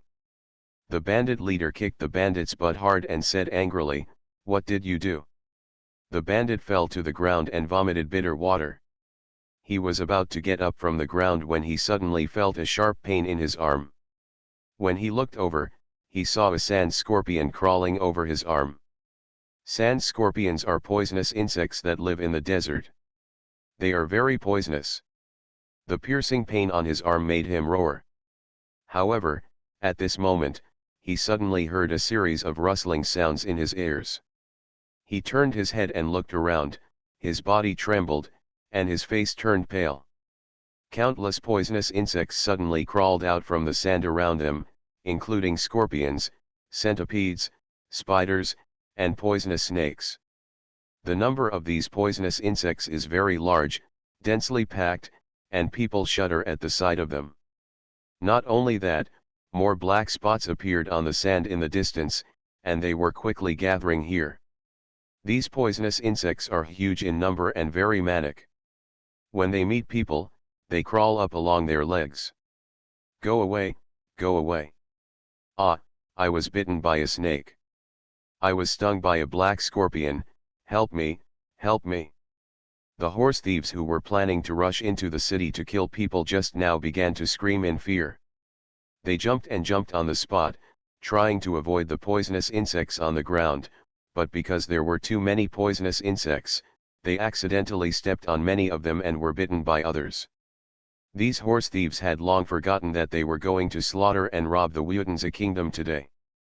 The poisonous insects in the desert are extremely poisonous. Being stung or bitten is not only painful, but also more serious. Even life will be lost. The people of Wutanzi kingdom stood on the city wall, looking at the horse thieves who were in chaos under the city wall. They were so shocked that they even forgot their fear for a while. Fortunate young gentleman author, Rong Xiao Rong. Chapter 929. The 924th chapter of the text of Ruyi Lang Jun, Alliance Rejected. What is happening inside and outside the city wall of Wutanzi state is jaw-dropping. All the fighting forces of Wutanzi state stood on the city wall in astonishment, watching the horse thieves under the city wall in a panic, screaming and wailing. The horse thieves, who have 10 times the number of Wutanzi troops, have no time to attack the city, and are besieged by countless poisonous creatures, crying and screaming, and their situation is miserable. Devil's Land, this is the Devil's Land. Wutanzi is protected by the devil. Run. I don't know who shouted the first time, and then he jumped on the horse and ran away. The first person's escape finally defeated the psychological defense line of the horse thieves. They dropped their weapons and began to flee in all directions, and even several horse thief leaders were no exception. On the city wall, seeing the bandits who had just come in a fierce manner fleeing at a faster speed than when they came, the people of Wutanzi looked at the king standing in the front with reverence and enthusiasm, as if they were looking at a god. Tang Ning looked at the 8th elder behind him and said, "Let these poisonous insects disperse." The 8th elder sighed, drew his bow and shot an arrow, and a lit rocket shot at the sheep corpse, and a raging fire immediately burned. In less than a quarter of an hour, the sheep corpse was burned to charcoal, and under the city wall, the dense army of poisonous insects finally began to dissipate. Lao Zheng also sighed, looked at the bandits who had already fled far away, and put the butcher knife in his hand back to his waist. There was no tragic battle as imagined. Wutanzi killed more than 200 bandits at the cost of 0 casualties, causing nearly 2,000 bandits to flee. Only the bodies of the bandits outside the city wall proved that something extremely tragic had happened here. Sadik led his men to pile up the bodies outside the city wall and burn them all. Thick smoke billowed over the desert, and could be seen from 10 miles away. Many figures hiding in the dark looked in the direction of Wu Tanzi with shocked expressions. Huhu Kingdom. When the king of Huhu heard the shocking news, he stood up suddenly, not caring that his knees hit the corner of the table, and said in shock, "What did you say?" 2,000 horse thieves were defeated and fled without even entering the gate of Wutanzi. The faces of the people below were still full of shock, but they still said firmly, "It is absolutely true. I saw it with my own eyes." Wutanzi defeated those horse thieves in just a quarter of an hour. They burned the bodies of the horse thieves and should be holding a celebration meeting now. The king of Huhu looked surprised and suspicious. Wutanzi was outnumbered by 200 against 2,000, but they could let those horse thieves flee after leaving hundreds of bodies without casualties. How powerful were they? More importantly, the horse thieves did not get any benefits from Wutanzi this time, and I am afraid they will never dare to move against Wutanzi again. In this case, where will their goal be? Apart from the caravans passing through the western regions, there are these small countries. The leader of Huhu state is very clear about the strength of his country. They don't have the strength of Wutanzi. Let alone 2,000, 100 horse thieves can slaughter Huhu state. If they continue to sit and wait for death, the disaster of Huhu's destruction is just around the corner. At the same time, Cheshi Wadu, Cheshi Haochan, G State, and other countries also received the news, and their reactions were similar to Huhu State. It is one thing that the strength of Wutanzi State greatly exceeded their expectations. The horse thieves will definitely target them if they encounter a wall in Wutanzi State. If there is any mistake, there will be no countries like Cheshi and G State in the western regions in the future. Cheshi Wadu State. The king of Cheshi Wadu looked down solemnly and said, "Send an envoy to Wutanzi quickly." Cheshi Haochan, the king of Cheshi Haochan paced in the room, suddenly looked at someone in the hall, and said, "Prime Minister, you go to Wutanzi personally." Jiguo, the king of Jiguo walked out of the palace and said in a deep voice, "Prepare horses, I will go to Wutanzi personally." Wutanzi survived the disaster, and after this incident, those horse thieves should not dare to come again, so naturally they have to celebrate. Sadik had dozens of sheep roasted, and people from all over the country gathered together to eat a whole sheep banquet. To be honest, it is better to say that this is a disaster for the people of Wutanzi than a disaster for these sheep. Halfway through the banquet, a guard walked in quickly and told Tangning, Huhu, Cheshi Wadu, the envoy of Cheshi Haochan, and the king of Jiguo wanted to meet and discuss the alliance. The people of Wutanzi around him all showed indignation on their faces when they heard this. 2 days ago, when Wutanzi encountered a disaster and asked them for help, none of these countries paid attention to them. Now that they learned that Wutanzi was powerful, they immediately wanted to form an alliance to seek asylum. It can be said that they were extremely shameless. They are well informed. Tangning glanced at Sadik and said, "Let them in." Huhu, Cheshi Wadu and other countries knew that Wutanzi had just changed its leader, but they did not expect that their new leader was actually a Han Chinese, and so young. Meet the leader. Several people walked in and bowed, even the leader of Jiguo was no exception. Including the leader of Jiguo, several people spoke Chinese. Chinese is a second mother tongue in the western regions. Judging from the number of people who know Chinese, it is not an exaggeration to say that it is the first language in the western regions. This saved Tangning the need for translation. After asking someone to seat a few of them, he asked calmly, "What important business do you have for coming to our country?" Among them, the leader of Ji Kingdom was the most distinguished. He stood up and said with a smile, "To be honest, we are here to form an alliance this time." Tangning asked in confusion, "Forging an alliance, what kind of alliance?"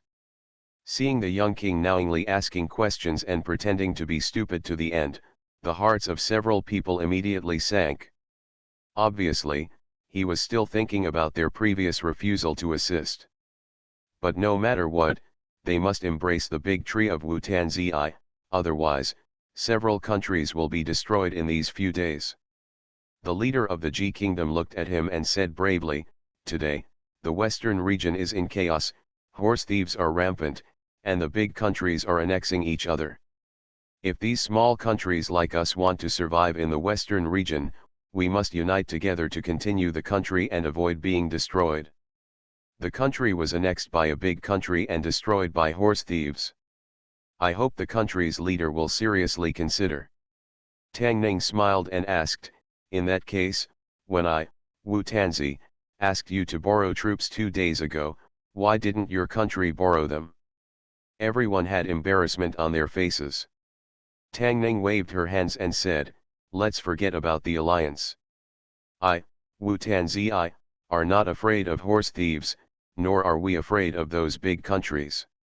If they dare to come, we will let them do it. There is no return." The leader of Ji Kingdom and others felt bitter in their hearts. Wu Tanzi was not afraid, but they were afraid. They did not have Wu Tanzi's strength. A few hundred horse thieves could wipe them all out. Today's fight with Wu Tanzi, whether they form an alliance or not, is related to the survival of their country. The leader of Ji country said, "Your country must not show off its bravery for a moment. If you unite more countries, you will have more strength." Tang Ning thought for a while, then nodded and said, "What you said makes sense. The countries in the western region are one family, and it is better to form an alliance." Several people's faces showed joy, and they said repeatedly, "Yes, yes, the countries in the western regions are one family, and everyone is one family." Tang Ning's face darkened and she asked, "Since we are a family, why did you not save me this time?" Several people looked at each other, choked by Tang Ning's words and speechless.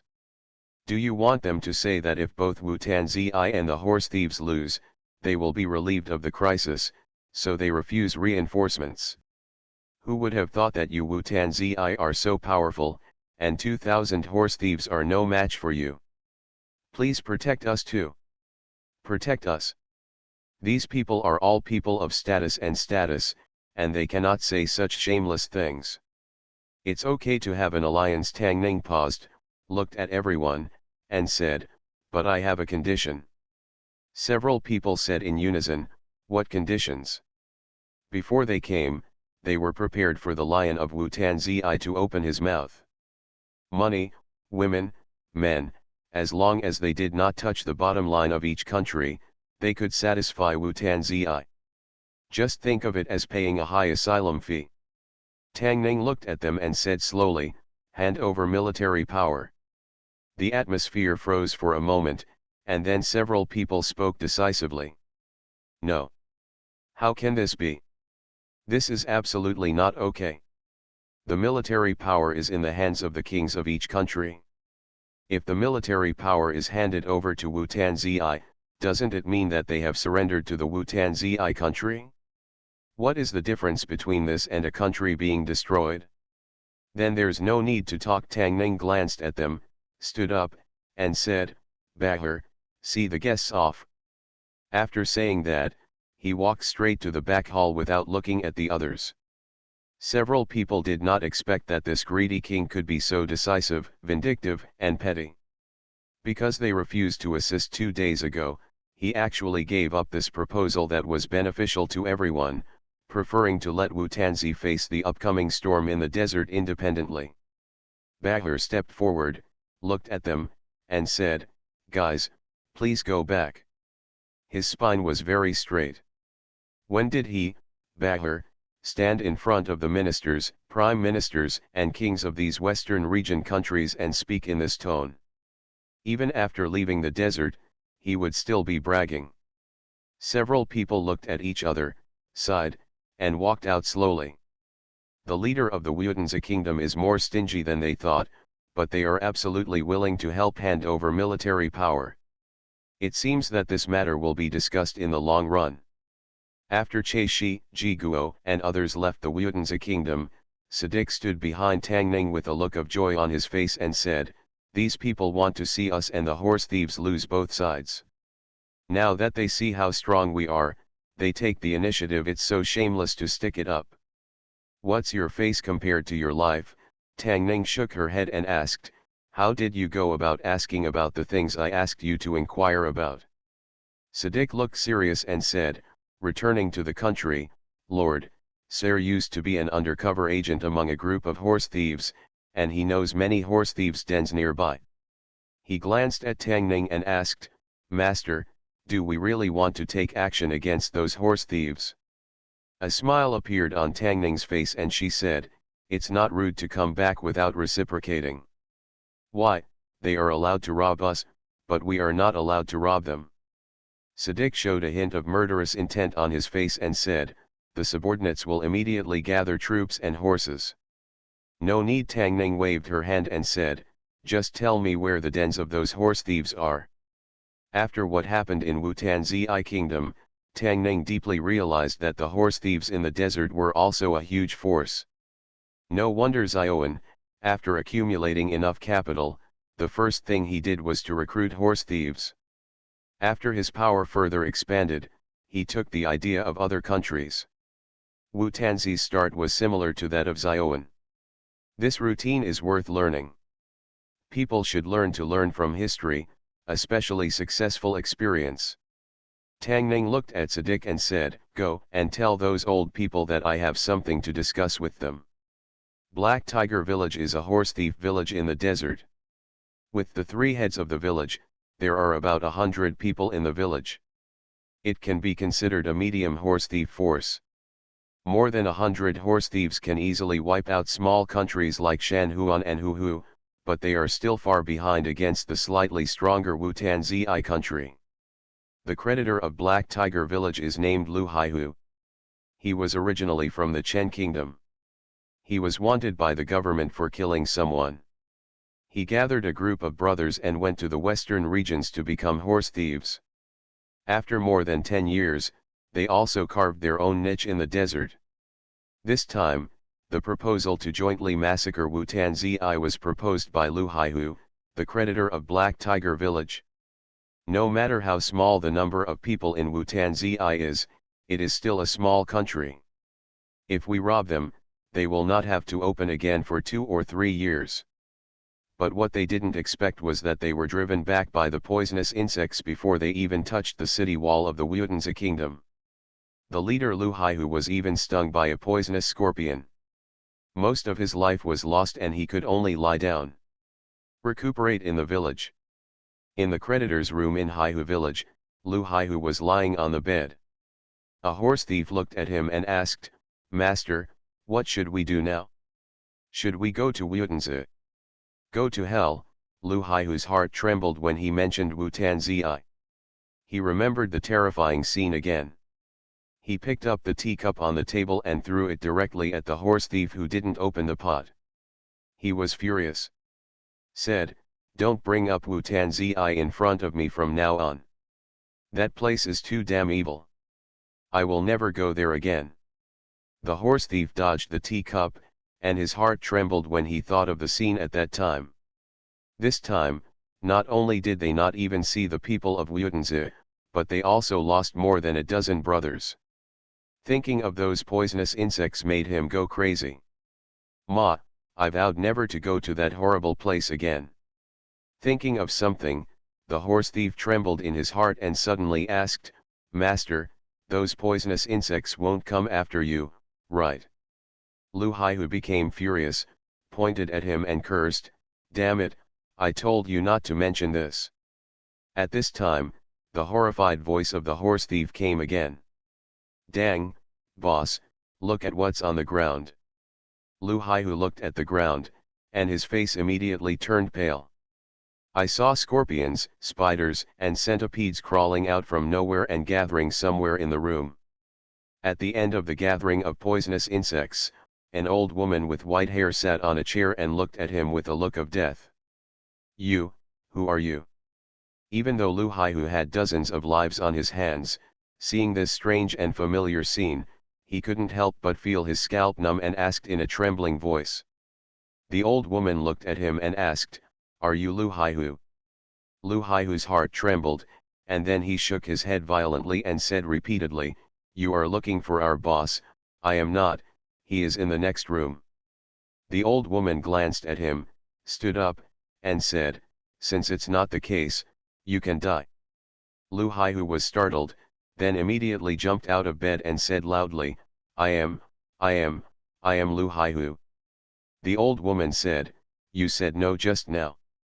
Lu Haihu immediately took out a waist card from his arms, handed it over, and said, I am Lu Haihu. You see, this is my waist card. Only those with this waist card can have it." The old woman took the badge and looked at it, then looked at him again and asked, "Are you Lu Haihu who specializes in robbing Han caravans and never leaves anyone alive?" Lu Haihu looked at the old woman and had an unpleasant premonition in his heart. Before he could speak, the horse thief in the room pulled out his knife and said loudly, "Old man, how did you get in? What are you doing with our boss?" "The boss, it seems you are really Lu Haihu." The old woman looked at Lu Haihu and said, "In this case, you can go and die." After she finished speaking, she stretched out her skinny palm and easily broke the neck of the fierce horse thief whose hands were stained with blood. She let go of her hand, and Lu Haihu's body fell limply to the ground. She looked at the horse thief in the room and asked, "Where are the other leaders?" The horse thief threw the knife in his hand to the ground and walked outside, saying, "Old man, I will take you there. I am familiar with this place." You are listening to novels at Bless Up channel. Wish you happiness and luck. Please subscribe to receive new novels. How do you feel about this novel? Please like and leave a comment. Fortunate Young Gentleman. Author, Rong Xiao Rong. Chapter 930. The 925th chapter of the main text of Ruyi Xiaolang Jun, conquering the Black Tiger village. More than a dozen corpses were neatly placed on the ground, including the famous horse thief Lu Haihu and several other horse thief leaders in the village. More than 150 horse thieves gathered together, looking at an old woman in front of them, trembling with fear. These notorious horse thieves died at the hands of this old woman with wrinkles on her face, who seemed to be able to step into the coffin at any time. Although she was alone, all the horse thieves had no intention of resisting in front of her. Just now, they witnessed the scene of her driving the poisonous insects again, and the nightmare reappeared. In their eyes, this old woman was the devil who wanted to take their lives. Who dared to provoke the devil? The fourth elder looked at the horse thief who had just led her and asked, "What's your name?" The horse thief hurriedly said, "I'm Lu Er." The fourth elder glanced at him and said, "From now on, you are the leader of the Black Tiger village." Lu Er was stunned for a moment, then shook his head and said, "What a pity, what virtue do I have? There are many brothers here who are more capable than me." The fourth elder looked at the horse thieves and asked, "He is the leader, if you have any objections, you can stand up." As soon as she finished speaking, the countless poisonous insects under her feet became agitated. Voila! The horse thieves felt numb when they saw these poisonous insects, and they couldn't help but take a step back and said in unison, "No objection." The fourth elder glanced at Lu Er and said, "Take good care of this Black Tiger village. If you have any problems, come to Wu-Tanzi Kingdom to find me." Lu Er immediately nodded in agreement. Looking at the corpses of these leaders, he felt a little happy. He was the lowest ranking bandit in the Black Tiger village. He was ordered around by the leaders every day, beaten and scolded. Who would have thought that one day he would be able to sit on the position of the big boss and rise to prominence from then on? He glanced at the corpse on the ground and ordered several bandits to dig a pit and bury it. Then he looked at the old woman and asked, "Old man, do you have any other instructions?" The fourth elder thought of Tang Ning's instructions when she left, glanced at him, and said, "Where are the treasures you robbed?" Lu Er immediately stretched out his hand respectfully and said, there is a secret room under the big boss's room, which is specially used to store these treasures and goods. Come with me. Just as the situation in the Black Tiger village was overturned, the same scene also happened in other bandit forces.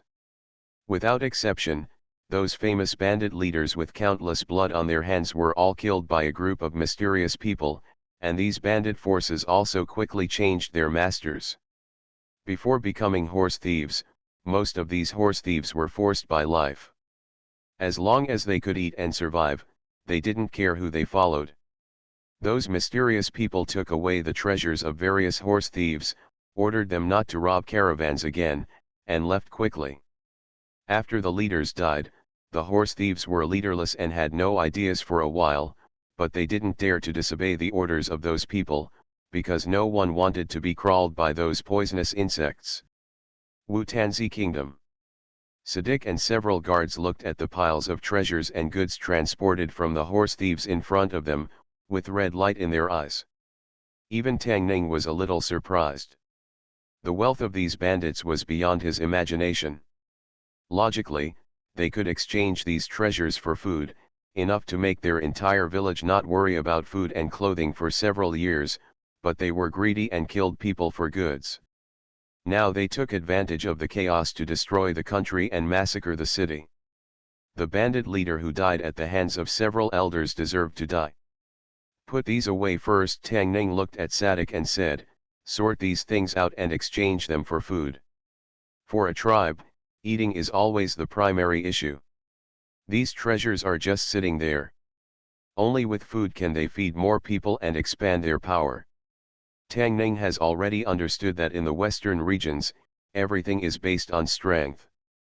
With the current Wutanzi kingdom, even if it is 10 or 100 times stronger, it is far from enough to be the enemy of Zioan. They need to expand rapidly, and when they are so strong that no one can underestimate them, they will have enough say in this chaotic western regions. He looked at Sadiq and asked, are there still no movements from Huhu and other countries? Sadiq said, after those people returned to their country, they closed the city gates and strengthened the guards. They should be guarding against those horse thieves. Since they are still undecided, let's urge them again. Tang Ning thought for a while and said, go and summon those horse thieves' leaders. Hearing that the leader of Wutanzi country had summoned them, the leaders of the surrounding horse thieves came as soon as possible. The means of driving poisonous insects in Wutanzi country are really terrible. They get goosebumps just thinking about it. In addition, their leaders died at the hands of Wutanzi people a few days ago.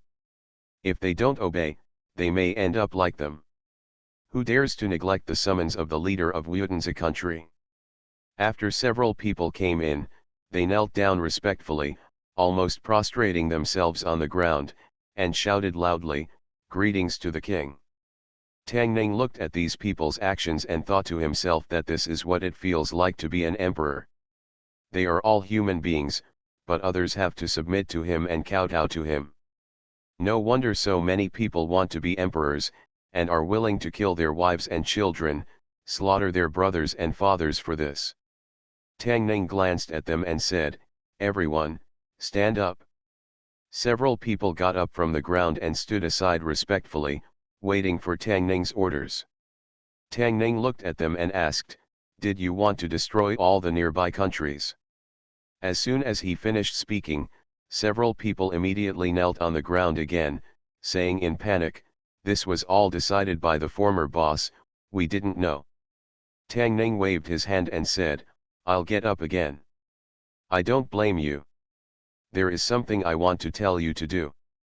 Lu Er said respectfully, please tell me, my lord. We will die without hesitation. It's not that serious. Tang Ning waved his hand again and said, send a few people to Huhu, Cheshi, and Jiguo to hang around in the next few days. Since those horse thieves retreated from Wutanzi, the people of Huhu, Cheshi, Jiguo and other countries began to panic. Once those horse thieves set their sights on their countries, even the most powerful Cheshi Haochan could not escape the fate of national destruction and death. Therefore, as soon as they learned about this, they went to Wutanzi, hoping to form an alliance with Wu Tanzi and use their power to preserve their own country. Unexpectedly, the king of Wu Tanzi was still upset about their lack of reinforcements before, and asked for a huge sum of money, trying to seize the military power of several countries. The countries naturally refused to agree to this unreasonable request, but after returning home, they were even more worried. There were people patrolling inside and outside the city for 12 hours every day to guard against the invasion of horse thieves. Fortunately, half a month had passed, and the horse thieves had not made any movement. It seemed that Wu Tanzi's defeat had completely defeated their confidence, and they dared not attack other small countries. This was naturally good news for the other countries. If the horse thieves did not come, they would not have to hand over the military power to Wu Tanzi. From then on, they would be controlled by others, which was a happy thing for everyone.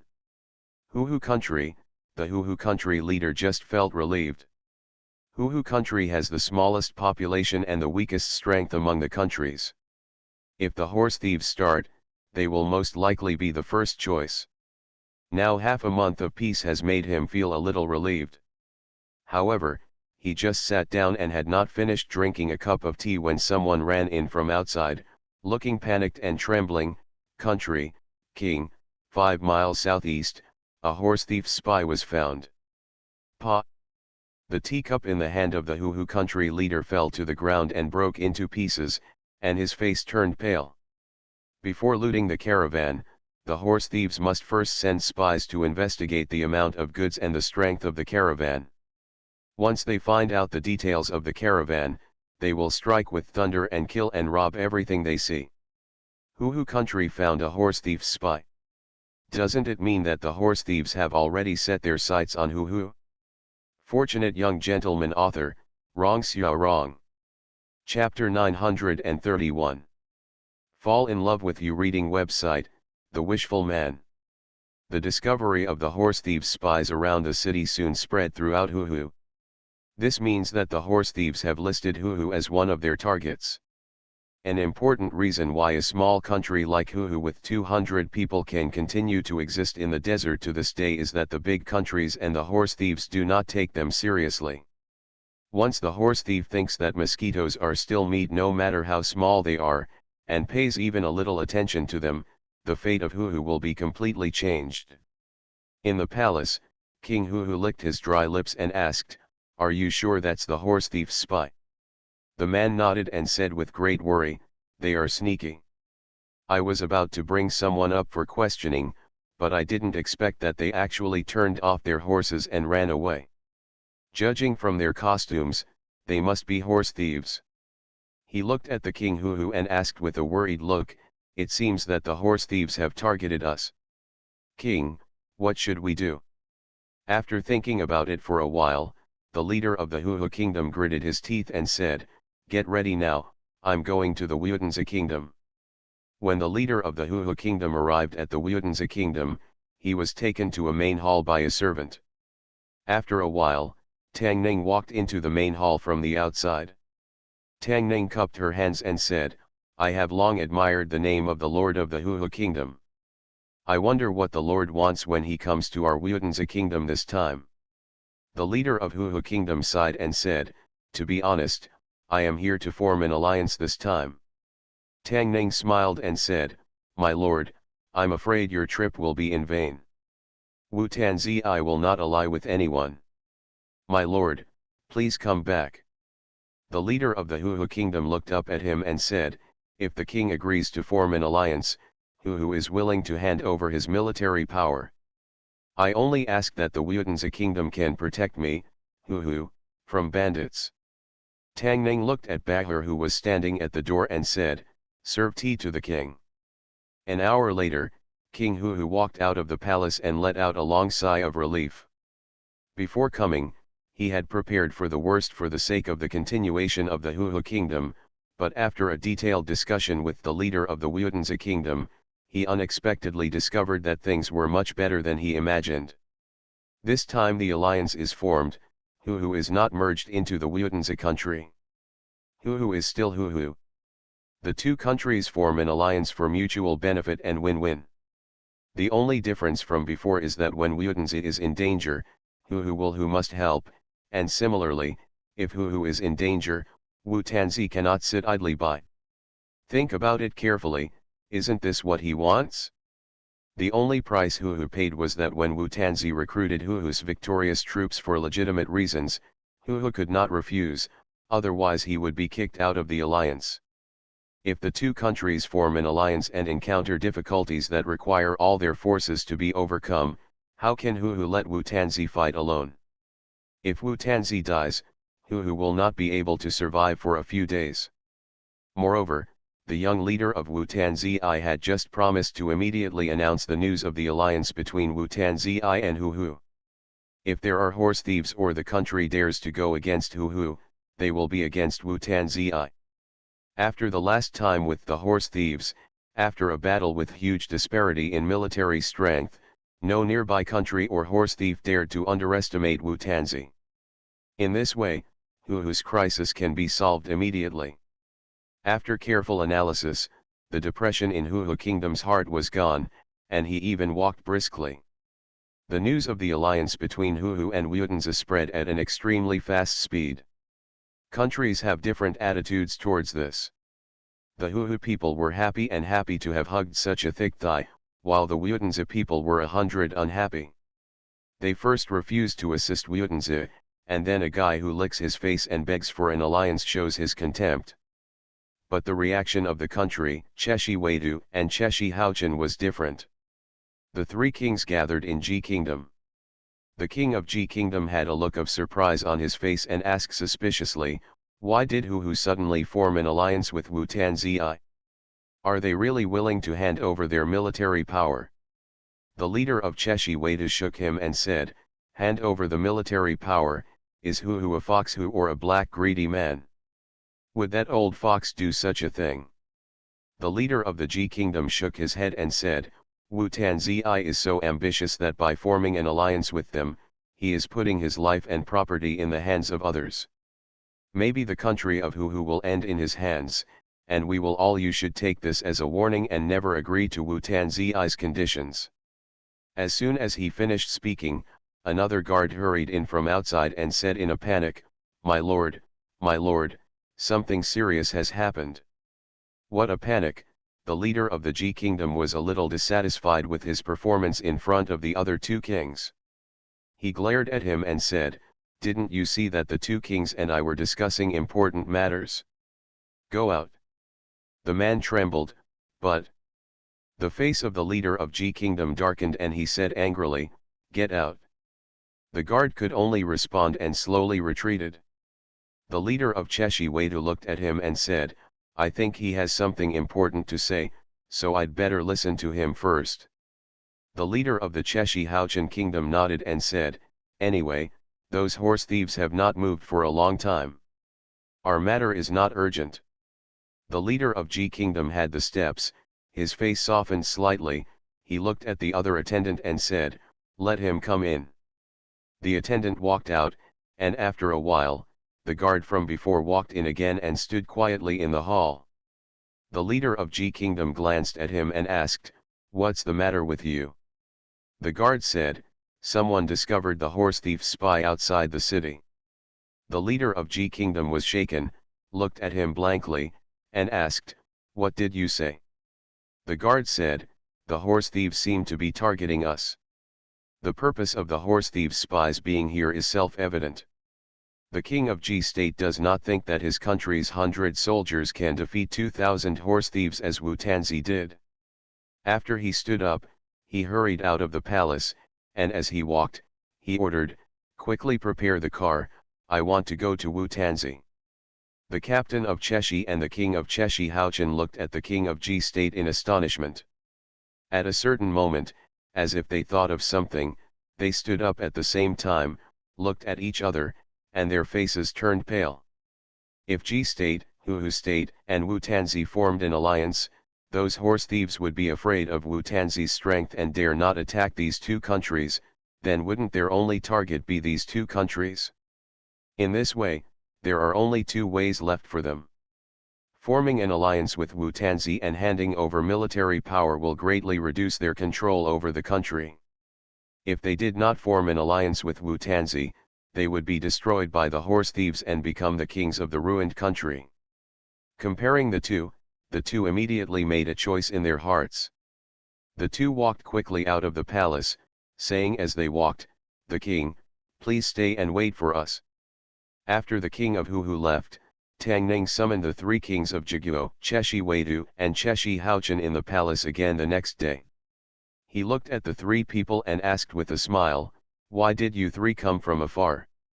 The king of Jiguo smiled and said, "After we went back, we thought about the conditions for the alliance that the king said last time and decided to agree." The king of Cheshi Weidu continued, "The situation in the western regions is dangerous now. Only by forming an alliance with us small countries can we avoid the disaster of national destruction. The king is far-sighted and we admire him." The few people were so eager to form an alliance, so Tang Ning reluctantly agreed. Of course, after the alliance, Tang Ning also explained to them the duties and obligations they needed to fulfill. The three kings were overjoyed when they heard it and found that the situation was much better than they expected. They signed the contract without thinking for long. For small countries like them, it is already difficult to continue the country's prosperity in the desert. Even if they have to pay some price for it, they can accept it.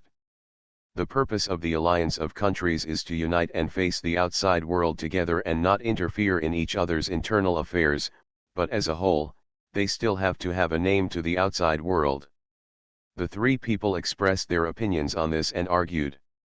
Tang Ning thought about it and said, "Why not call it Western Region Alliance?" The three kings originally thought that from now on, the countries would recognize Wu-Tanzi as the leader, but if they called themselves the Western Region Alliance, their status would be equal, at least on the surface, which greatly preserved their dignity. The three people immediately couldn't wait to speak. "Great. Very good. Western Region Alliance, just call it the Western Region Alliance."